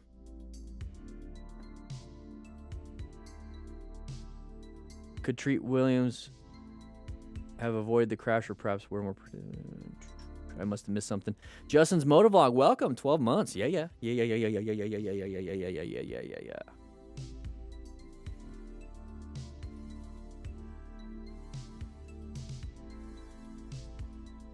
liked it? Nice. Thank you.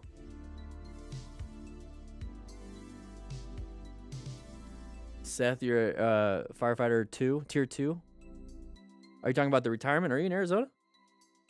I have firefighter 1 and 2, if that's what you're talking about. From Russia, how you doing? I want to say thank you very much for all the work. Have a nice day, brother. Hey, thank you so much. Excelsior, type 2.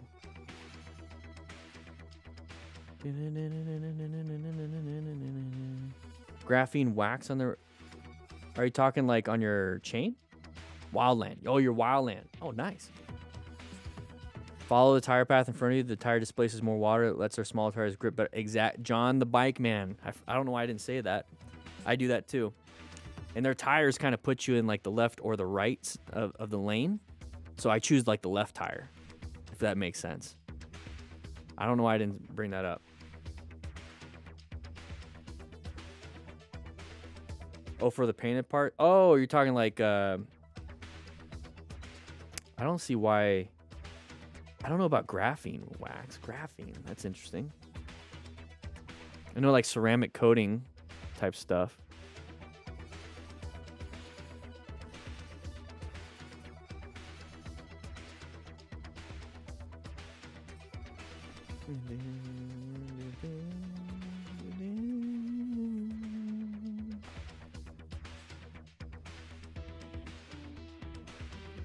I got another donation for the Distinguished Gentleman's Ride. When did that come out?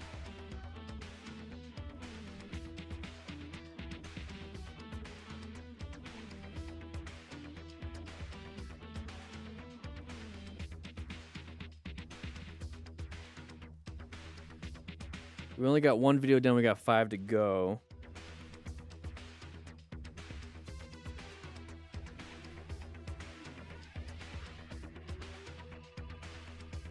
So I should probably get to it.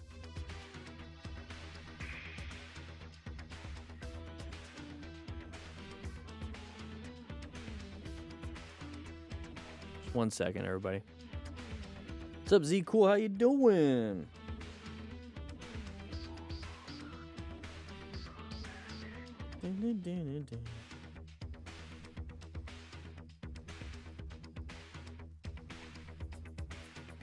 Got some stuff.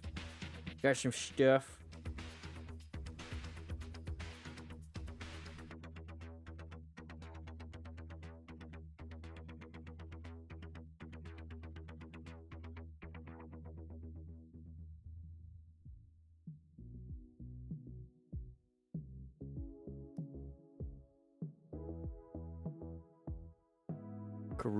Carnubarax. I'm live, Mustang Sally. Let's get back into class, though.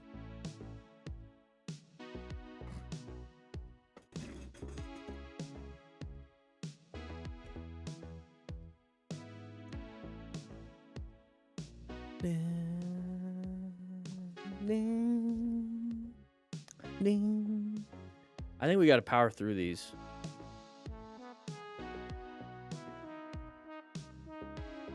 I got 4 more to go. All right, everybody. Let's power through these. Once I get this.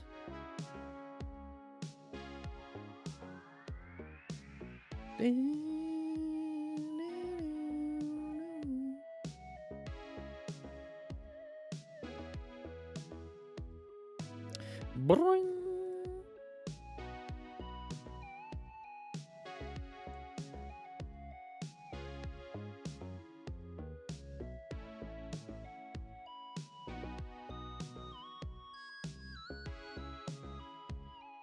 Beard is the secret.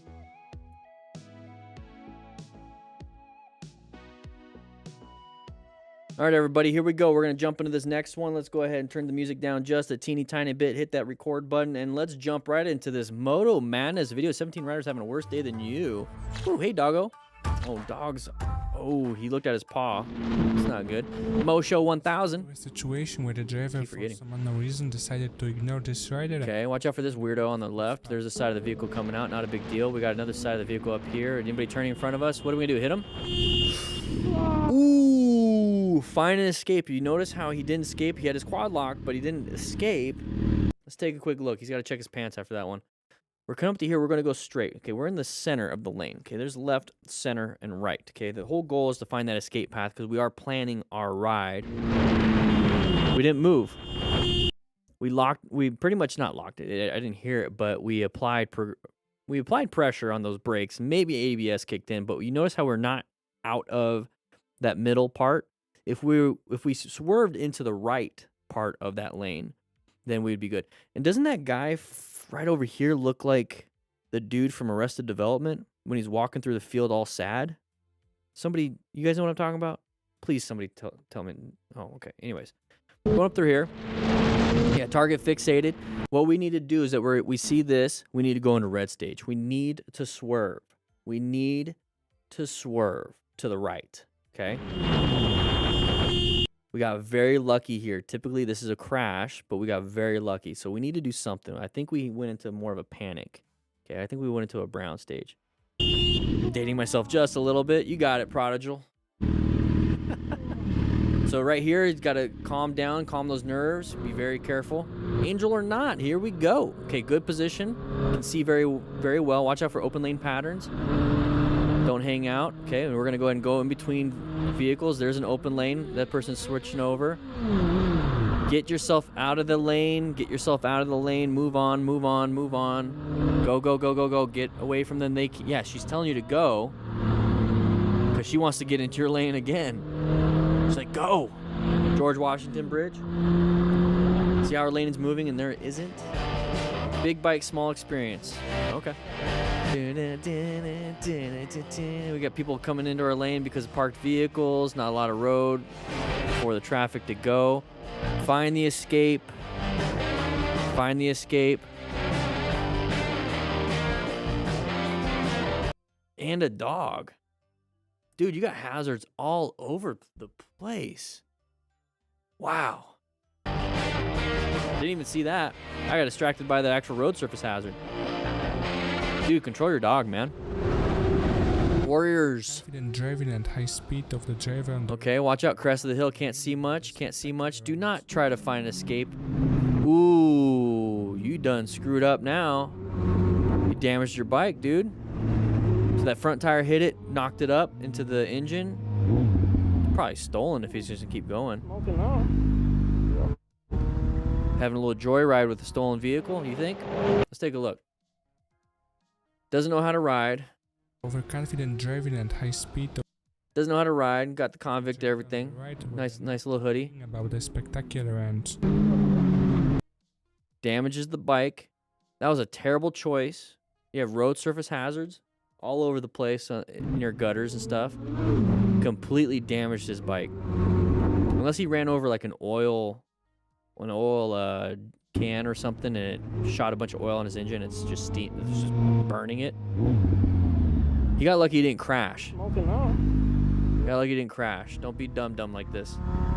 Alright, I was riding and minding my own business when a truck decided to cut me off. It could have escalated quickly. Alright, let's take a look at this one. Decided to cut him off. You have an escape to the right. Very good. Moved over. Move over. There it is. Handled it. Paper. There we go. That's his name. Paper Planes or something. Here we go. Ooh. Riding with a group of 10, and I don't think he liked.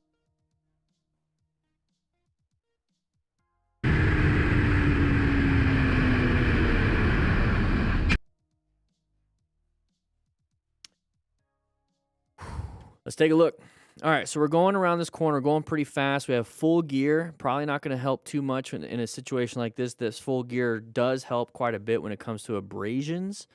The full leathers, it can help when it comes to impacts because it does have armor. But when we're talking about up and over the gas tank and handlebars and going into the side of a vehicle, it's just, there's just too many forces that snap some bones, soft tissue injuries everywhere. Your organs are going to be failing. So anyways, we're going through here. We see this. We sit up. We're like, oh no, what is this? This person's in our path of travel. We don't see it until the last second. We need to do a red stage maneuver. We need to swerve. Okay, hopefully this vehicle sees us, but we need to make a decision. Do we swerve right? Do we swerve left or swerve right? Because we don't have enough total stopping distance to stop in time. We have to make a choice and do something. Okay, if we panic, we perceive, but we don't react in the right way, this is what's going to happen. Person did see at the last second. We need to do something at the last second too. Try our absolute best to aim for that gap. Okay, if we panic and we don't go into that tunnel vision, like looking for things, okay, we just do tunnel vision, target fixate, we're going to go exactly where we are looking. So our goal is using our prefrontal cortex and using our brain is to look for the escape. We have to target fixate on the escape. If the escape keeps disappearing and moving away, we got to keep looking for it. We cannot target fixate on the vehicle and the spot that we're about to run into. We have to look for the escape that we are trying to make, okay? So look for the escape. We look straight at the vehicle and hit. We're probably up and over. Speed was a major factor in target fixation at the end. And I don't think he likes spikes. Or no, it doesn't. Having a mirror. Okay, well, I don't know what you're going to do. Okay, we're not going to listen to that music. Let's just move on. Interesting license plate. That's not a real one. Here we go. Signaling the driver behind decided in a completely incomprehensible manner. Orange stage, right? Intersections. Turning right. Oh, why are you honking the horn, dude? Were we in the wrong lane? Well, let's take a look. Are we in the wrong? Were we in the wrong lane? We're in the right lane.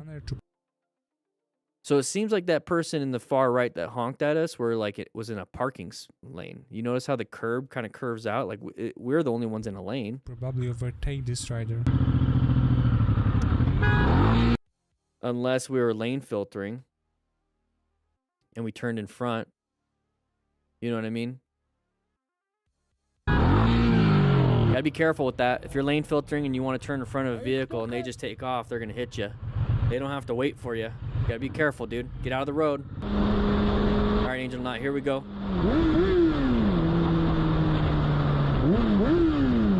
That was an open lane pattern. Not a big deal, dude. Not a big deal. Guy switches over, open lane pattern. You see it. They're already in your lane. Roll off the throttle, apply some progressive braking. You have a good line of sight. Your line of sight's terrible now. You moving over, though, to a new one, which is great. Now you're going to lane split. Okay. Don't lane split a bus. Just move on. Mirror. Angel, just keep moving, dude. Just keep moving. Start looking for those open lane patterns ahead of time, and you won't have a lot of these panic moments, these defensive moments. Okay, nice little speed bumps. Practice lifting your butt up off the, using your legs as suspension. Okay, another person merging. You're moving around. Not a big deal. You got it. You got it. You got it. Just keep moving. Practicing your going over obstacles. Got some more Angel or not? Here we go. What do we got here? Okay, illegal U-turn, definitely upsetting. I get it, but you saw it ahead of time. You applied some progressive braking. You weren't speeding. Very good. All right, moto shorts. Here we go. Going around the corner. What do we got here? Oh, we just talked about the painted lines. Hey, where's your shoes? Wear motorcycle shoes, motorcycle boots. You notice how it just flew off on a very easy crash on a right-handed turn? Yep. They don't offer protection. He's got a quad lock. You notice how his quad lock phone case and phone just stayed. The biker with such difficult road conditions on a crash. Rather big mistake of going onto the white slippery lane, causing him to lose control of the bike almost immediately. Right there we have white slippery lane with a little bit of wet on the road. His foot immediately gets hurt.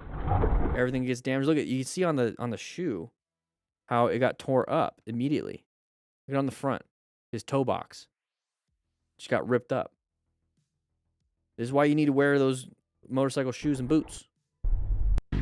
Let's take a look at this. So we're going through here. You can see a little bit of wetness on the bike itself. The ground looks wet. We're coming up to here. Immediately lost traction. Immediately lost traction. You can see raindrops on the fairing right here. So the right foot catches, rips the shoe off. Now his feet are getting slid, and then his other foot hits the ground somehow, and then we have issues there. Well, we dump the bike. There's that right shoulder, right side of the head impact, right hip, right knee. His foot immediately gets damaged. Okay.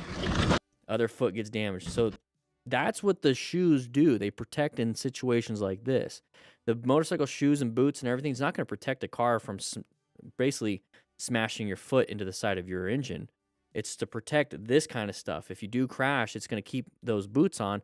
And if you start tumbling, if he was tumbling, his ankles are hitting the sides of the road like super hard every tumble. He's getting road rash on his feet, and this is why you wear the gear. He would have saved a little bit. Hopefully there's no injuries. Able to get off the road. That's exactly what I'm talking about, everybody. Wear some gear. Wear some boots. Poor line selection as well, yeah.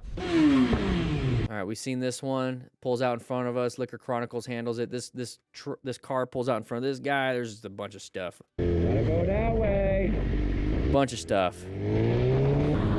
All right, here we go. Angel or not, once again, lane filtering splitting. There's an open lane pattern right there. You guys saw it, right? You guys see the open lane pattern? So we're lane filtering here. This is a common situation we got to watch out for. We can't swerve to the left. We can't swerve to the right. We have good line of sight, and this is our only real escape path. We can apply progressive braking, but we can't do much when it comes to swerving, okay? We can't do much when it comes to swerving. So we're coming up to here. There's this open lane pattern right away. This is what you typically see. Big open spot. We have somebody who wants to come into that spot because they're tired of being slow behind the person in front of them. So when we're lane splitting or lane filtering, if we see something like this and there's an opportunity for another vehicle to cross in front of your path of travel to get into it, that is a hazardous situation, and this is when you're going to have to go into red stage. We're typically going to be in orange stage the whole time when it comes to lane filtering and lane splitting because these things happen too quickly and you don't have space cushions. You only have good line of sight, you don't have great escape paths, and you have terrible space cushions. It's a very high risk thing that's going to get you from point A to point B a little bit quicker, depending. So if it's not going to get you from point A to point B quicker, but it's going to add all these risks, it's not worth it at the time. But if you're going to be stuck in traffic for 2-3 hours and lane filtering and lane splitting safely will get you home in 15 minutes, that's worth the risk if you do it effectively and appropriately. So one thing that you always have to watch out for are people like this. So one thing that you can do outside of looking for these patterns is to slow down. Don't split 60 miles an hour, 70 miles an hour. If traffic is stopped, just go 10 miles an hour faster than traffic, and you're already going faster than traffic. If traffic is completely stopped and it's stopped for a full mile, just go 10 miles an hour for a mile and you're out of traffic. There's no reason to go 70. There's no reason. So just go a little bit faster than traffic. It gives you some time to apply good progressive brake pressure. It's easier to stop in time here going 10 miles an hour versus going 50, 60. So just slow it down. Slow it down in your lane filter. Just slow it down. Slow it down.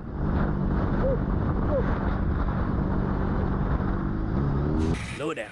All right, Kamal, Larry, motorcycle crash, oil on road. Okay, watch out for oil on the road. It's going to be a road surface hazard. It's going to remove traction from your tires, especially even going straight. But in turn, it's even worse. It's kind of like having black ice on the road. There's oil. You can see a little bit of the oil on the road. It's a little bit difficult because we're filming with a potato, but everyone is on the ground now. Everyone's like, what happened? Was not anticipating that, especially with the passenger. Check your passenger, see if they're okay. So you can kind of see, you can see it right there with a little bit of the discoloration right here. There's the oil. That's where our line is. And it just took our traction. So once we see like discoloration in the road and it looks different. So right now the road looks kind of like gray, but then all of a sudden you see like a dark black and it looks like a line. Like somebody's dripping the whole time, like a paint or whatever. Just move over. As soon as you see that, move over. You have to do something. It might as well. It could be nothing. Could be nothing, but I'd rather not take that chance. I'm going to move over just a little bit. It sucks. Probably didn't see it in time. Probably looking at everything, talking to our cardos, having a great time. But as soon as we hit it, dumps the bike. Yes, scan for changes in color and textures. Here we go. Bike buddy. All right, got a steering dampener. Looks like we got a nice sounding bike. We have good audio. Watch out for this person coming into our lane. It's an open lane pattern. Great job rolling off the throttle and applying good brake pressure, bike buddy. Good job, good job. That's exactly what I'm talking about here. Okay, we're gonna lane filter. Just do a quick look. You don't need to. Okay, nice little thumbs up. Yeah, you're gonna be aware. Use your mirrors, pal. Don't worry about it. Eh.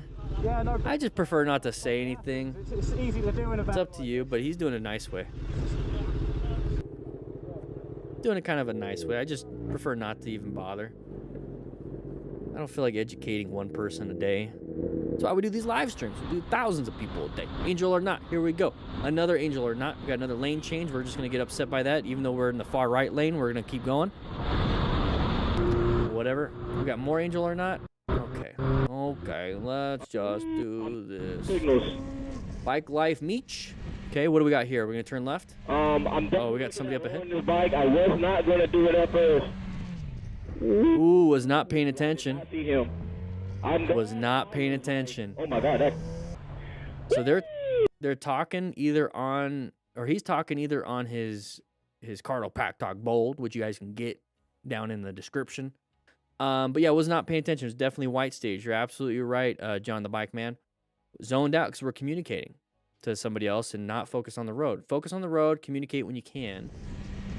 But we have brake lights right here. Okay, we don't know how much. They could be applying 5% brake or 50% brake or 90% brake. The light doesn't tell you how much brake they're doing. So as soon as I see that, I roll off the throttle and start applying a little bit too and see if I can match them. It's not going to be perfect, but I'm going to be ahead of the game. I'm also going to position myself off to the sides so I can see better. So I'm going to be like, why is he braking like that? And then I'm able to see why, and it's the vehicle in front. It's like, oh, he's definitely going to stop then. Especially when you have intersections right here. So somebody's braking before like an intersection, they're probably going to turn. That means they got to slow down. You see this vehicle right here, it means they're going to have to stop. So found the escape, but got very lucky that he didn't get here and then the truck turned. It was this vehicle. Got very, very lucky. Ooh, I did not see him. Found the escape though. I was like, oh my God. Found the escape. Woo! Yeah, check your pants. Check your pants. You got lucky. You're positioned for safety towards the end. Okay, you had to swerve out of that one. Did not see you for some reason. What the heck was that all about? I'm not even gonna look. What a day. Yeah. All right, here we go. New Day Adventures BG. All right, look at the road surface hazards. So he's handling them. He's scanning. He's not going super fast. Ooh, there's a doggo. Looks probably injured. Is this such sad music? Oh, injured dogs do not like people, especially strangers. Kind of scary, a little defensive, might bite you. So approach them gently. You look like a scary person with your helmet on and everything. Tail wagging does not mean happy. It just means there's an activation of the nervous system. Ooh, oh, his foot is caught. His dew claw is caught on the chain. Okay, happy dog. Let them, once the pain hits though. Okay, okay. It's like Sarah McLachlan's gonna come out. So this little doggo he escaped. He's had a chain on him. Yeah. The dog tried to bite the biker again, but eventually he managed to remove the chain from his neck. The rider hopes that this was enough for the dog to be able to free. Yeah. Poor doggo. Handled it. Alright, enough of that. I'm all sad. Alright, master loser. What's that? Interesting choice of name. Whoa! High mechanism right here. Rollover accidents are bad. Watch out, don't get hit from behind. So can we rescue somebody? Quite possibly. If somebody's entrapped, you can offer and render aid with your rescue pack that you got. Control any bleedings. So it looks like you turned around. Are we gonna help? Are we gonna help? We're gonna help? Nope, we're not. So thank you, MotoStars, for all the assistance in collecting all these videos. But guys, once again, join the Basic Smart Rider course at the MTC Rider Academy. I'll see you there. Boom. Look at that. Look at that. Look at that. Look at that. We got to power through some of these guys. Let's go and get some music going. We got that one done. Ooh, this one looks crazy.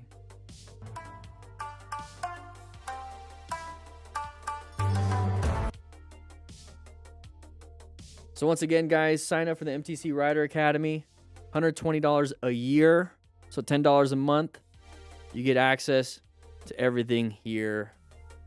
We're going to have a good time. We're going to have a good time. Hey, that's me.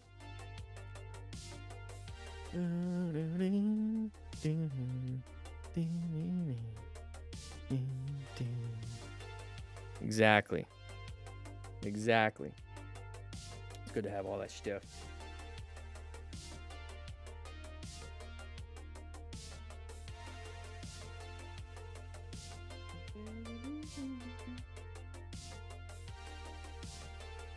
Damn, tomorrow's Friday already, huh?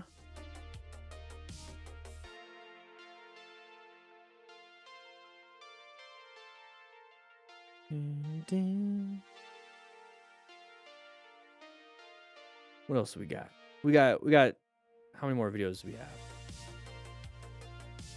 This is we got 3 more. This is 1 of 3. Okay, we're doing 5 today. We're doing 5 today. We're getting a lot done today. I got some ideas for things. Can't wait to share.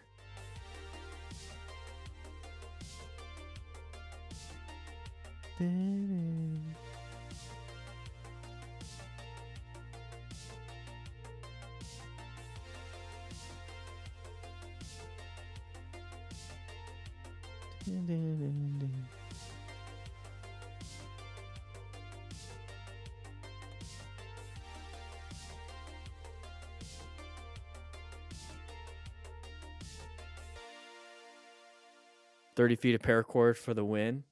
Yeah, you're right.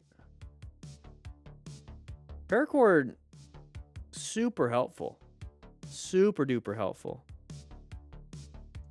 Like, there's been some situations where I'm like, yeah, this has totally helped. This has been something that I need. Dun, dun, dun. Dun, dun, dun, dun, dun, dun.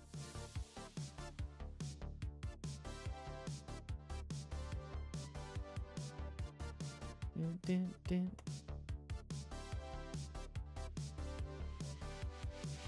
All right. I think we're going to start.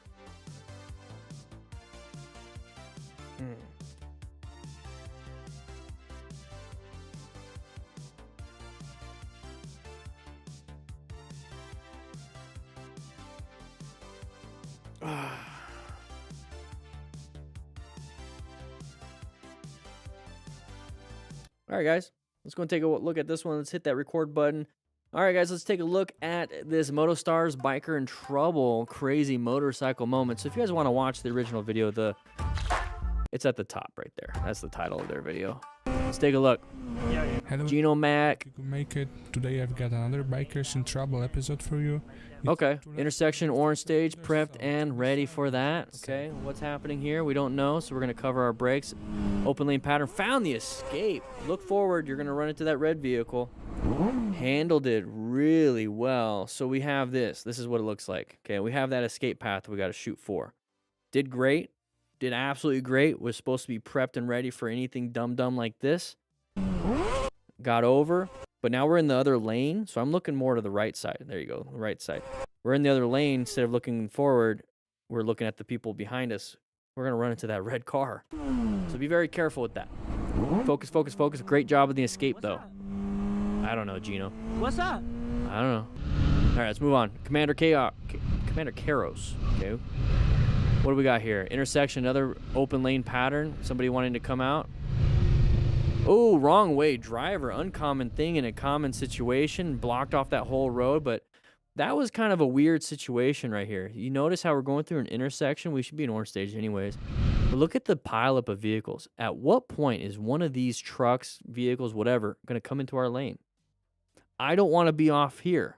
I want to be off in a better spot. So right now we're like right here. I want to be off over here. If anything, I want to be off in the next lane. Because at any point, one of these vehicles can come out. At any point. And we're going to run into them. So let's move over. Let's get ourselves in a better position for safety. That's what we're doing here. We recognize that it looks like it's a possible hazardous situation. We don't know if there's any threats coming out. We don't need to navigate, but let's just go ahead and put ourselves in a new position. And that's what I'm doing. Okay, once you see that, put yourself in a new position just in case somebody comes out. Then you have what you need in case of an emergency. Now we did. Do it earlier. It was uncommon. Bike is life on the Kentish roads. Okay, okay, here we go. We passed. Somebody's getting pissed. Look, all the time, no reason whatsoever. Not a biggie. Why don't you pull over then, you little... Oh, Jesus. Here we go. Moving on. The driver Big bike, small experience. stopped the rider for some unknown reason and scared him good there for a Okay. There we go. Music is just... Let's move on. Mr. Dallas Cowboy. Are we in Dallas? All right, open lane pattern. You guys see that? You guys saw that? That's what I'm talking about right here. And I swear, whenever I hear music it's just copyright. I can't stand it. Anyways, open lane pattern. Let's take a quick look at this. See how our lane is moving? See how our lane is moving compared to that truck? So when a truck is, or any vehicle is like stuck behind a slow moving vehicles, they're just like, screw this. I'm going to go when it's open. And then they just go. They see this vehicle get in front of them and then they just head out. They don't look into their blind spots. Okay, they don't look into our blind spots. As soon as this happens, there it is. We can roll off the throttle and do some progressive braking. Just let them in. I like to move myself off into a better position at the same time. So if I can, I'll move off over onto the left while applying some progressive braking. Very easy, rolling off the throttle, let them in. And then once they get ahead, I'm going to give them, keep my braking going, keep my rolling off on the throttle, allow them to go forward, and then that increases our space cushion. So right here, if you let them speed up, you see how the space cushion is increasing? We're speeding up too, so if we can roll off the throttle while they're speeding up, our space cushion becomes bigger. Better position now. Okay. Moving on.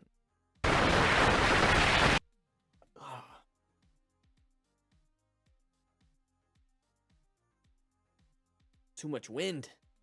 All right. Ow. We're going through a town. There's a side of the vehicle, side of the pedestrian. This guy is going to just do what he wants. It looks like a small town. Not fully aware of the situation. Going at his pace. Gas is $3.79 a gallon? Whoa. At a Shell? Interesting. Minimalist gadgets. Okay, we're going through all of this traffic, not just kind of zooming in, doing a tight turn. Don't tell me you're getting pissed off at that car. Okay. Me? Did he back up into the blue car accidentally? Why did you beat me? I'm being an knobhead. I bumped into it. Didn't touch it. I've got it all on camera. All right.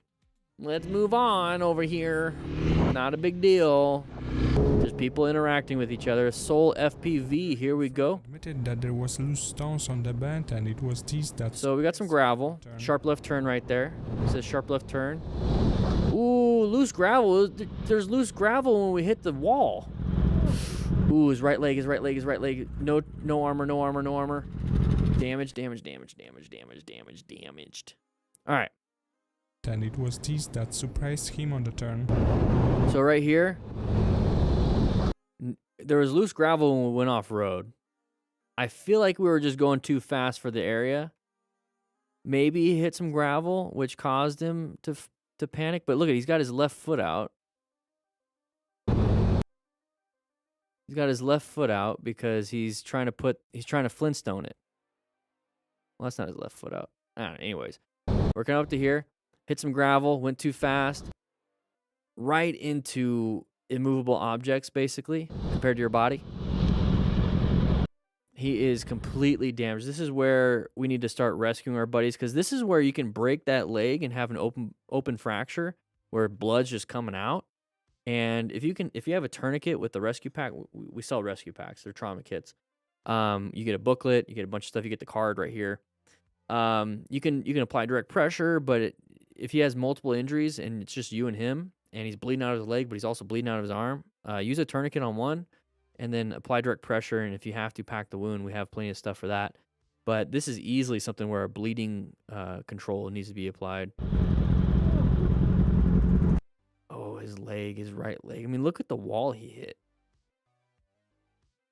Just take a look at the wall first. You see what I mean? It's all just jagged.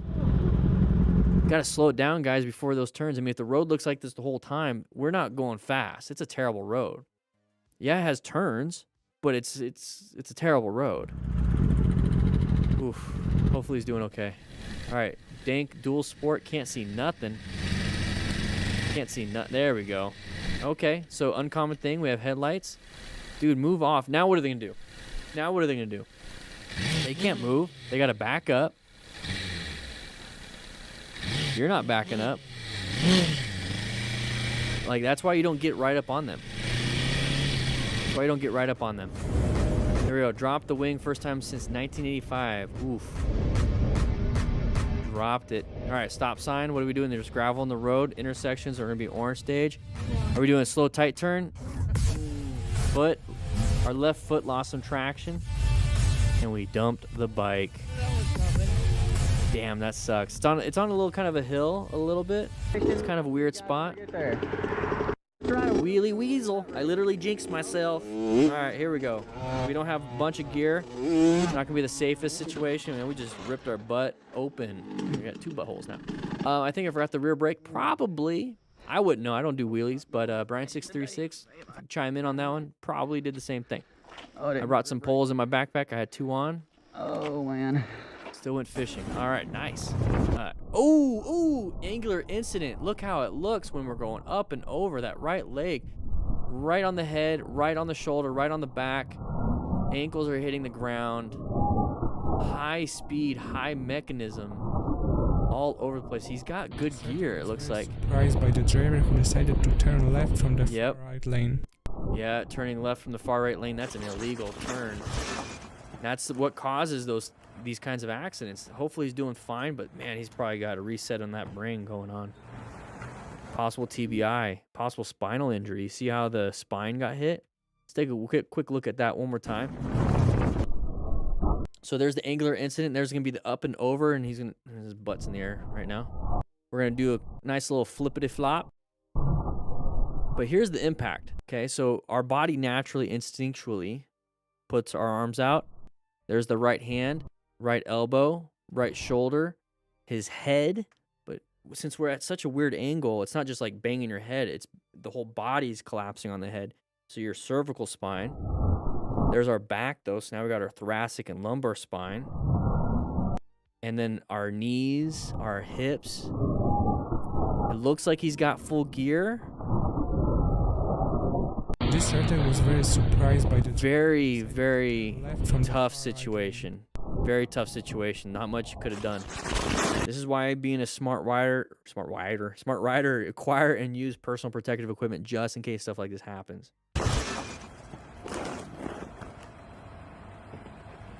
Ugh. Ugh. If you're riding behind this person, that's your friend, this is when it definitely is time to rescue. Buffalo Motorcycle Club going through. Yeah. Ooh, uncommon thing. Found the escape. Moving on. Not a big deal. Just you found that area. Get off in the area and then go on. Uncommon thing. You recognize it. So be proud of yourself for finding that. Dragon Rider Productions. Here we go. Big old boy bike. Very nice. Very nice. Somebody merging in front of us. Good swerve. Handled it. Went from lane position on the right, middle right to the left. Saw it. Get back in the lane. Did good. All right, so we're watching from a car's perspective. What's going to happen here? We have a motorcyclist acting like a crazy... There it is. Felt that. Not going to make that turn, are you? Oh, my gosh. Oh, you did. So you see what you do to car drivers when you do that kind of stuff? You panic them. And then when you panic them, they write laws that say you can't lane split and lane filter. Jeez. Sorry. Not anticipating it. Jeez. I felt that. Oh my gosh. Nah, just don't do that. It's not safe at all. And then you're pissing people off. Jeez. All right, here we go. Scotty. Hey, we're out on a track. Oh, no. Keep it, keep it, keep it, keep it, keep it. Keep it, keep it, keep it, keep it, keep it. Yeah. Good job. Look at that. Look at that. Look at the runoff. You got grass on this side. You got grass on this side. There was no guardrail. That was great. Because in the mountains, there'd be a guardrail or the edge of a cliff. You know, it's manicured. It looks great. It's not bumpy. There's not twigs. There's not other bodies in the ground because people keep missing their turns. No, it's like, this is where you do it. You reduce your risk when you come out here. Yeah, Windows XP wallpaper. Exactly. It's a beautiful area. No. Oh, go, go, go. Get the dog. Get him out of there. They don't like loud, like, it looks like a horse to them. I don't know. Dogs are weird. They just get angry at anything. Was war das denn? Beautiful looking area, though. But good job. Accelerated out of it.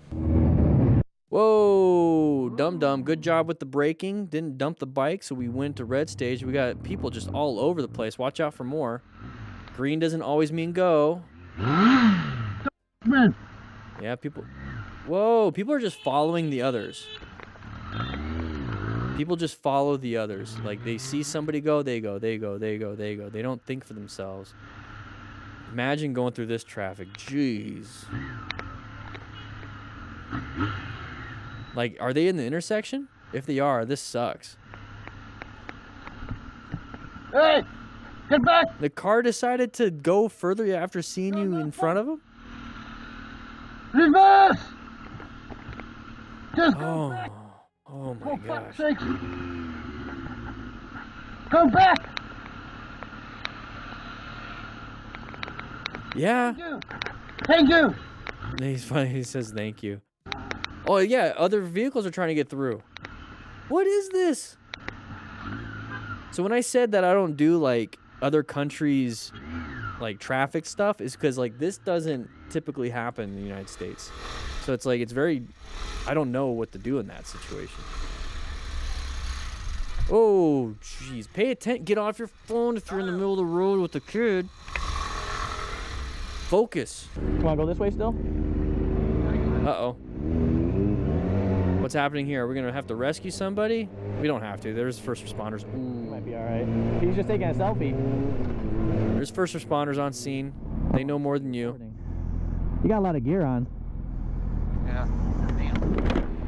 Are we just doing this for the... Is he good? Hopefully we're not just doing this for a video. You good? You like? At some point, like, being told, hey, are you good, by like 20 people, it just gets annoying if you're the one hurt. Well, he's still breathing. Okay. That's great. Moving on. Here we go. Side of the vehicle. Okay, they're going to stop. We're going to switch lanes. Good job with your plan. Okay, you positioned for safety. You saw this situation. We're going to go into orange stage. We were like, path of travel violation. We're going to have to switch into red stage real soon. And so what we did was we just switched lanes. Not a big deal. Switch lanes. Here we are. Now that we're in a safe spot, we can honk the horn. Good, good, good. Handled it. Moving on. Good job. 222. Hush. Housh. All right, another intersection. Okay. We're going to have to go into orange stage. We don't know what's going to happen in this intersection. Watch out. Whoa. Whoa. What are you doing, dude? Dude.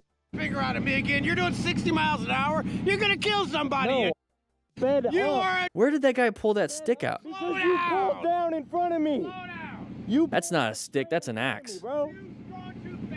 You pulled out straight in front of me. Go slower. I sped up to move around you. Let's take a look. That dude's a crazy man. Let's take a look. He was going the same speed as the other car. You see that? There's another car. So he's going to pass him, but he rolls off the throttle.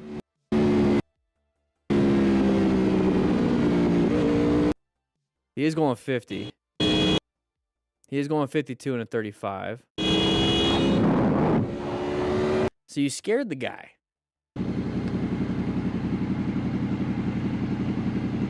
I'm just wondering where he got the... What are you doing? He pulls it from under his seat. As soon as I see this, yet you kind of, well, not as soon as I see it. At some point, because I'm going to try to learn from this situation.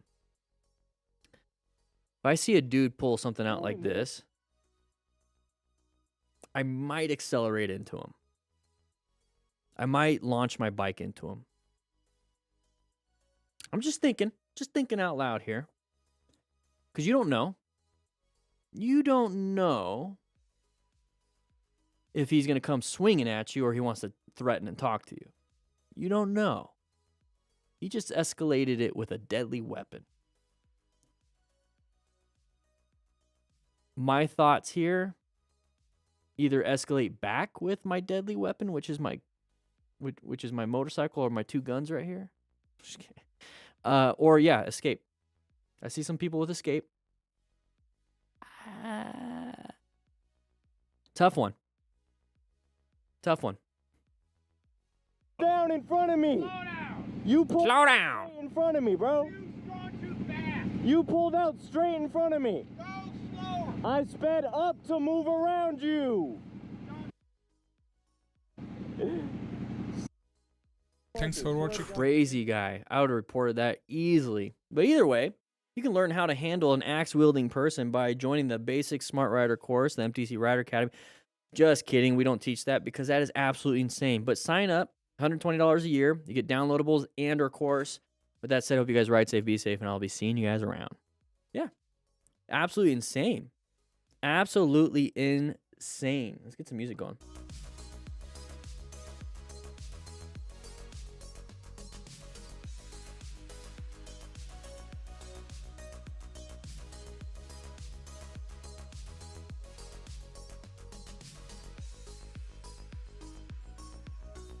Like, how would you guys handle that?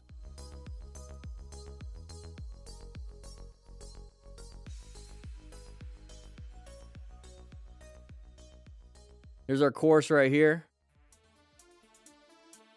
Sign up for the course.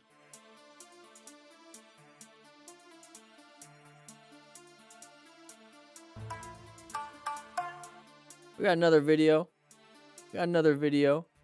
MTC Rider Academy. You get the basic Smart Rider course right here.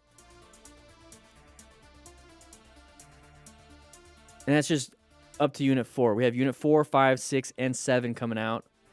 Right now, we're at 31 lessons. They're quick lessons. They're about 5 minutes each. So you can go boom, boom, boom, boom, boom.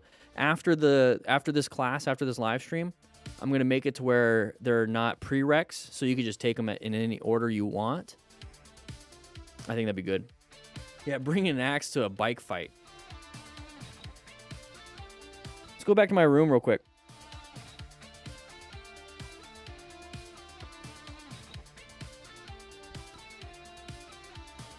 Yeah, it's a bad spot. And it's not like it's not like the guy really did anything wrong, if that makes sense. He had to accelerate to get out because that car that we saw that were kind of side by side was probably right there, so he had to accelerate in front of the car to get away. Because that dum-dum with the axe probably couldn't handle driving because the axe flew forward and probably hit his brake or gas. Anyways, he had to accelerate to get around because the guy's in the path of travel. It's just crazy old people. And you have to think, the dude's probably been doing crazy stuff like that for a while now. Shoot, who knows? He's probably like 32. And he just had a rough life. You never know. You never know. The MTC Rider Academy isn't local yet. It is international. It's an online e-course. It's an online e-course. I think what we're going to do is do another After the Ride podcast where we talk gently over here at 95.1 KTTI. I think we're going to talk about how to navigate curves and corners. We're gonna do that real quick. All right. I think we're gonna do that, and we're gonna get back into the next one. We're gonna take about 10 minutes to film this one. Not a big deal. Not a big deal. All right. MJ Morning Show, Tampa, Florida. How's everybody doing today? All right. All right, everybody. We're going to be talking about motorcycle cornering, navigating Can't even talk right now. We're going to have to edit all this out. Can we edit this out? No? It's all one take? Okay. So anyways, mastering motorcycle cornering, navigating curves and corners with some confidence, okay? So corners are pretty scary because you don't really know until you have done a corner. So the first couple and the first ones that after a long break are pretty scary. So let's go through some cliff notes real quick. These are the topics that we're going to be talking about here, and what we do here on After the Ride podcast is just kind of go over some tips, go over some gee whiz information. So if you're brand new to riding, hopefully this will help you out, and if you're not new to riding, this will hopefully help you out. Anyways, perfecting line of sight. That's going to be something that we really got to be doing. So visual steering is something that I like to think about, and we'll talk about that. So regulating speed. So your throttle and braking will help you out when it comes to navigating these corners, because too much speed, you go too crazy. Too little speed, you fall down. Body posture and lean. So if you lean against the wrong way, you're going to have some trouble. We'll talk more in depth on these ones, guys. The strategy of lane positioning. I like middle, middle, middle, and we'll talk about that. A lot of people say don't do that, but I'm going to explain why I do middle, middle, middle. Practicing in a controlled environment. Okay, so this is where going to a track helps, but I know a lot of you guys don't have tracks, so it's kind of like finding your own. So let's go and talk about it. So number one, perfecting line of sight, the power of visual steering. So looking through the curve. Hey, that's pretty simple. Yeah, well, a lot of people don't, because a lot of people tend to look at the side of the cliff, or look at that one thing that's out on the other side, or to look at the wrong stuff when it comes to going through a corner. When you're going straight, let's say on a normal road, if you look anywhere else, your bike tends to typically just kind of go straight or a little bit towards where your head is looking. So when we teach slow speed maneuvers and we talk about looking where you want to go, it's kind of the same concept of, if you're looking right, you tend to start to move right, and that's because your shoulders are moving, which moves into the handlebars. So if you're looking through the curve, you tend to go through the curve. And so you need to be looking that way, because there's going to be road surface hazards in the way. There's going to be possible cars in the way. There's going to be the fact that if you're looking the wrong way, you need to readjust and look through the curve so that you can get back onto that middle that we're going to talk about. So scanning the road surface is very important, especially through the curves. Remember, we're talking about curves and corners. So it's not the in-betweens, the curves and corners where it's straight. You still want to search for road surface hazards, but when it comes to the curve, you're having to do a little bit extra. Okay, you're looking through the curve, you're turning through the curve, now you're looking for road surface hazards through the curve. Is just extra. So look ahead for like pothole, gravel, oil slicks, basically anything in the road. Okay, and the goal is to dodge it, and this is why it's a little bit difficult, because let's say you're turning left, now you got to swerve right and then left, or swerve left and then swerve right to get back to going left. This is why modulating your speed and going a little bit slower is important. That's what number 2 is, regulating speed. Okay, so here's the thing though, maintain a relaxed head position. Okay, if you're like super like only focused here and you start getting a neck pain, it's going to really mess you up when you got to turn right. So just kind of like relax, have your head moving here and back and forth, not back and forth, you don't want to go crazy, but you want to like look through the turn, keep your head upright and level. Don't lean and tilt your head like you're looking through your eyebrows. Just relax. And it's a lot easier to relax, especially when you're regulating your speed, which is number 2. So you have through corners, especially with the United States, you have some road signs. It's going to be sharp left, sharp right. It's going to be, hey, we got a curve ahead. It's usually going to be an orange sign, which is typically what you're going to be in anyways, an orange stage. We talk about that in the basic Smart Rider course, which you can sign up now. It's at the MTC Rider Academy. But we talk about orange stage, and what orange stage does is it kind of gets you in that active alert status. And those orange signs are caution signs, and they tell you what kind of curve's coming up, and they even give you a recommended speed to go at. So if typically the speed is, let's say, a 45-mile-an-hour road, and it tells you, hey, recommended do 25. It quite literally is cutting that speed by 20 miles per hour. You should take that as a hint that it might be a sharp turn. If it's like 5 miles an hour under, if it's 30 miles an hour under, that's going to give you kind of the general idea of what you should be doing. And yes, it's meant for car drivers because those are 90-something plus of the roadway users, but I take it as a motorcycle rider also. It just tells me how sharp of a speed. So just adjust it, slow down before the turn, try to hit that speed that's recommended, and if it's too slow for you and it's pretty easy through the turn at that new recommended caution speed, just go ahead and accelerate a little bit. That's not a big deal. It's always better to add speed after than it is to try to take it away in the middle of a turn. So smooth throttle control, you don't want to just slam off and do a lot of engine braking. You don't want to slam it on because now you're jostling the traction that you have on that rear and front tire. Your suspension's going all over the place. You got to start practicing those smooth inputs, and we practice that all the time in the parking lot with the Smart Rider drills. So grab yourself 10 cones and do all 20 plus drills all the way to expert mode. Once again, that is also in the MTC Rider Academy, cones not included. Employ engine braking. So when you roll off that throttle, you're going to get some engine braking going on. And that's going to allow weight to transfer to that front tire, which is going to give it more traction, which is what you use to turn, and you use to brake, and you use to accelerate. So when you have more traction on that front tire, it's going to be easier to turn. It's going to be easier to accelerate again. It's going to be easier to brake. So employ engine braking. You don't necessarily need to utilize a ton of brake power. You could just slow down before the turn. You got some engine braking. Give it just a little bit of brake power if needed. Number 3, body posture and lean. The power or the balance of power. There you go. I'm trying to read this at the same time. It's kind of weird. Anyways, proper body positioning. Okay, so you want to lean with your motorcycle. If you're turning left, lean left.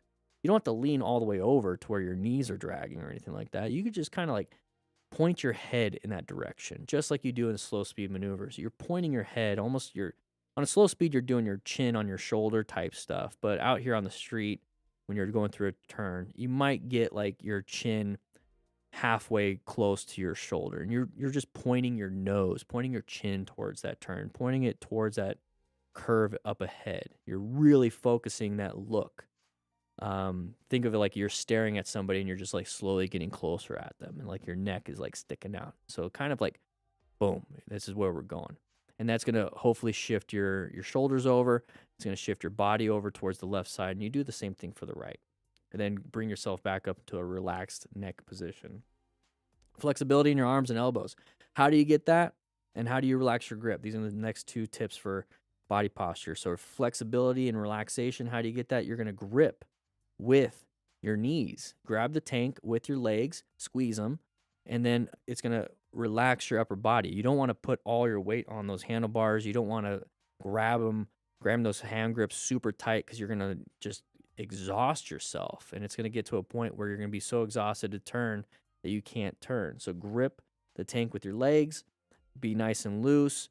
You're going to absorb more of the impact or the bumps with a smooth upper body, and it's not going to translate those bumps into the handlebars if your arms and your grip is nice and relaxed. So practice gripping the tank with your knees. Do that on straight roads, and you'll start to feel like, oh, my upper body is actually kind of loose. And that's really important. Okay, number 4, strategy of lane positioning. Okay, and practice your core. Exactly, good core work right there. So strategy of lane positioning, maximizing visibility and space. I like the middle technique. There's the outside, inside, outside. People can do anything they want. What I do is middle. And I've been saying it for years.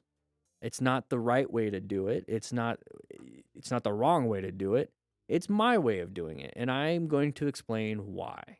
So, outside, inside, outside, what that means is that you're on the outside before the turn, inside at the apex, outside when you're exiting the turn. And what that does is maximize your speed inputs. So when you're on the outside, you turn in, and you're going to, right at the apex, which is going to be like the part where you're closest to the inside, which is what you're going to want to do is towards like the middle and the last part.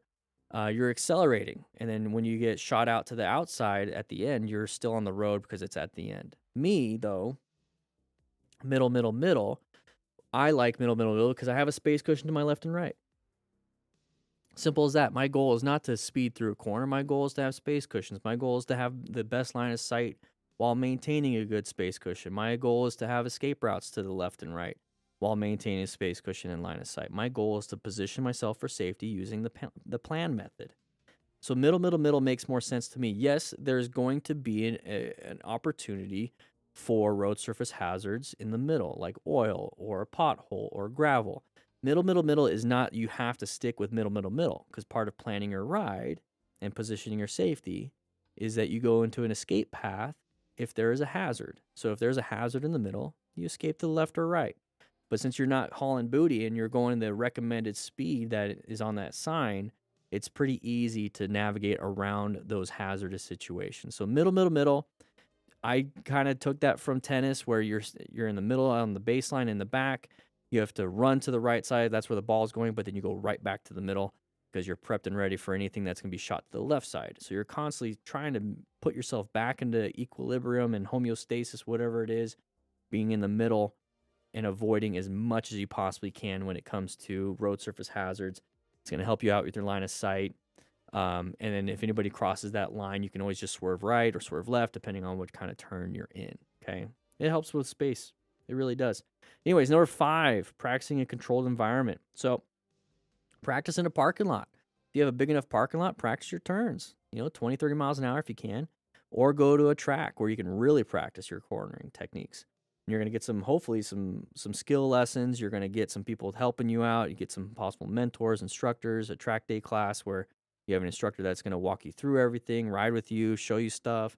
Lots of good opportunities there. But if you don't have that, go to a parking lot and just practice middle, practice your head movement, practice your adjusting your speed, smooth throttle control, your body positioning, so that when you get into an actual corner and now you're going 45 instead of 20 like you're in a parking lot, the techniques are the same. It's just the speed is different. Nothing else is different, just the speed. And so it's very helpful. It's very helpful. Practice your target fixation on actually what you need to be looking at versus the guardrail you're about to run into, okay? So experiment with different curves. There's some that are decreasing radius. There could be super long sweeping curves. Just keep finding new curves out in the road. So what I like to do is there's a couple roads here in Tucson where the curves are super easy and the speed limit is like 25, 35, but there are also kind of a sweeping turns. There's some really sharp turns, and it's almost like it's a beginner track day. And I go the speed limit, I focus on traffic, I focus on everything I just said, and I just do that one. And then I go to the next one. And then when it comes time to really find a road or I'm riding with friends or if there's just a situation where I need to have a higher speed, I'm already practiced enough to where I know what it feels like to do good body positioning. I know what it feels like to adjust my speed and do smooth throttle control, what it feels like for progressive braking in a turn, what it looks like when I'm doing middle. It's because I'm practicing in a safe area first.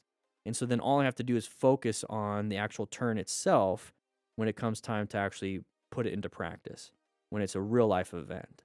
And that's what I do there. So with that said, I hope you guys find your own spots out there in the road. Make sure you do middle, do a parking lot practice, look through those turns, adjust that speed, just slow look, press and roll, start off slow, build up from there. Don't start off fast. Don't get panicked and don't get scared. All right, guys. With that said, I hope you guys ride safe, be safe, and I'll see you around. All right. That was another podcast. I'm going to put some B-roll on top of that, just having a good time, chitty-chatting about some stuff. I think that went well. What do you guys think? Get some music going. I have a whole article, too. I'll show you guys what I was looking at.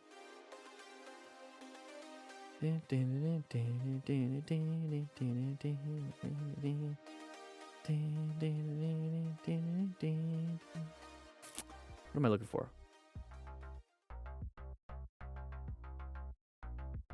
Oh, there we go.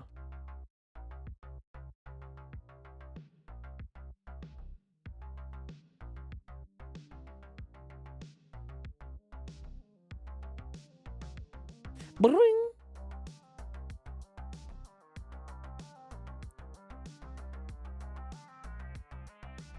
What about tennis?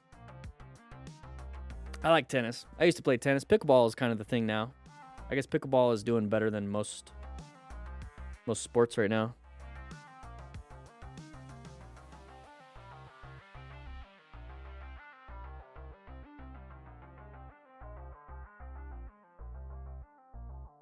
Motorcycle tennis? I don't know how safe that would be.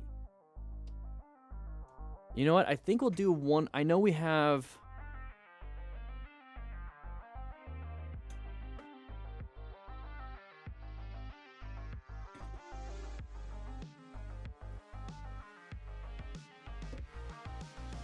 Let's head back to class real quick.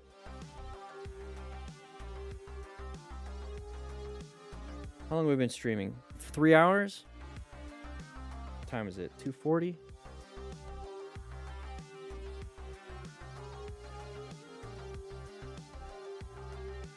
So this is what I was looking at. So I'm writing articles also about what I'm talking about. Do you want me to publish this? I'm thinking about just giving this to the MTC Rider Academy as a white paper. But I want to add pictures to it. What do you guys think? It's probably gonna be its own newsletter. It's probably gonna be its own newsletter.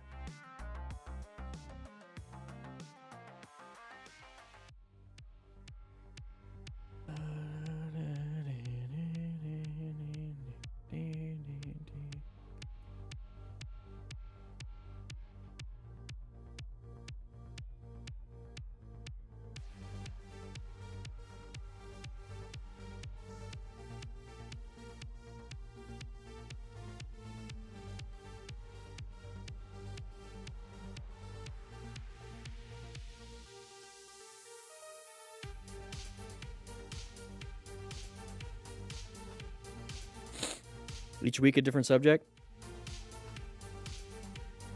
Yeah. I think what I'm doing is actually batch producing a full month's worth of podcasts. How many did we do today? We did 3. I think we might just be done. It's been a long day.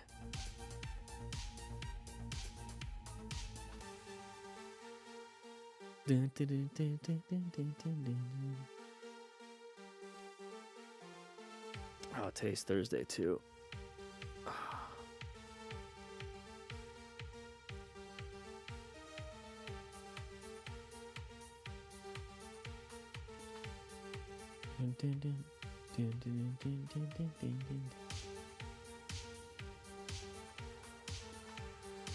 One second. Week 23.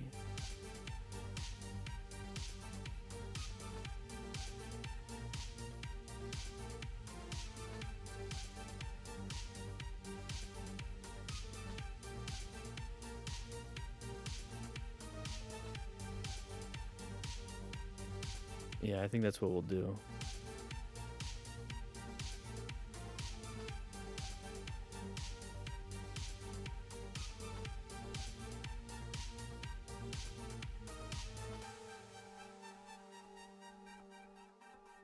Yeah, I think we'll just do 5 next week. I've got some plans and I'm gonna write some stuff up.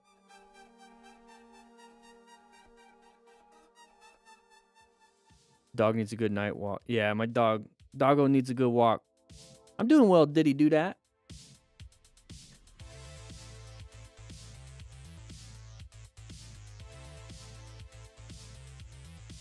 Yeah, we do have a newsletter. I'm going to turn it down just a little bit. We do have a newsletter that when you sign up for the MTC Rider Academy, we put a newsletter out 3 days a week. Right now, I think it's at 2, just because I haven't been putting out the 3rd one, but it's still 2 days a week. We have a newsletter that goes out, and it's a bunch of little tips. But my goal is to make it more robust and to be hyper focused on stuff like this, especially with a podcast involved. I think it'd be really good. It's gonna be the After the Ride podcast, After the Ride newsletter, basically. And that's what I'm working on right now. I'm hyper focused on making sure that we have good stuff going out for you. Good stuff going out for you.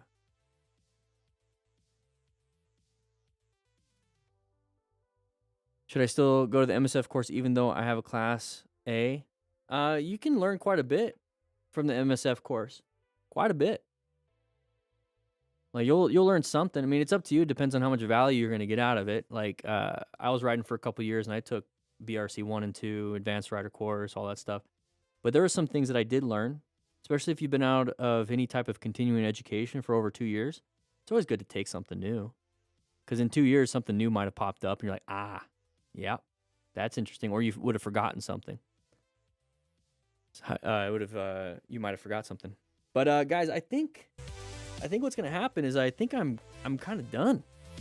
Kind of tired. 3-hour class.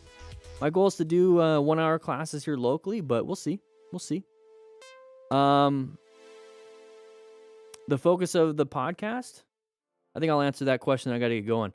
The focus of the podcast is just kind of to read an article to you guys that I created about a certain subject. It's going to be a weekly podcast, and it's going to have some visuals here and there, but it's mainly going to be focused on just like 5 tips, and then or 5 things you should worry about, or tips about a certain subject, and then I'm going to give you some breakdowns of it and some anecdotes and some of my thoughts, and that's kind of like that mentorship type thing. The teaching and mentoring, it's not going to be like, here's how you do it. It's like, here's what I do type of a thing. So it's going to be quick. My goal is a 10 to 15 minute podcast. It's not going to be like an hour long. You got to figure this out, but maybe like a 10, 15 minute, you go to work, you listen to it. It helps you out, whatever it is, with my soothing voice over here. But yeah, I got to get going, guys. I'm exhausted, and I was hoping to get 5 videos done, but I got 3. I'm good with that. But with that said, I'll see you guys around. Sign up. Bye.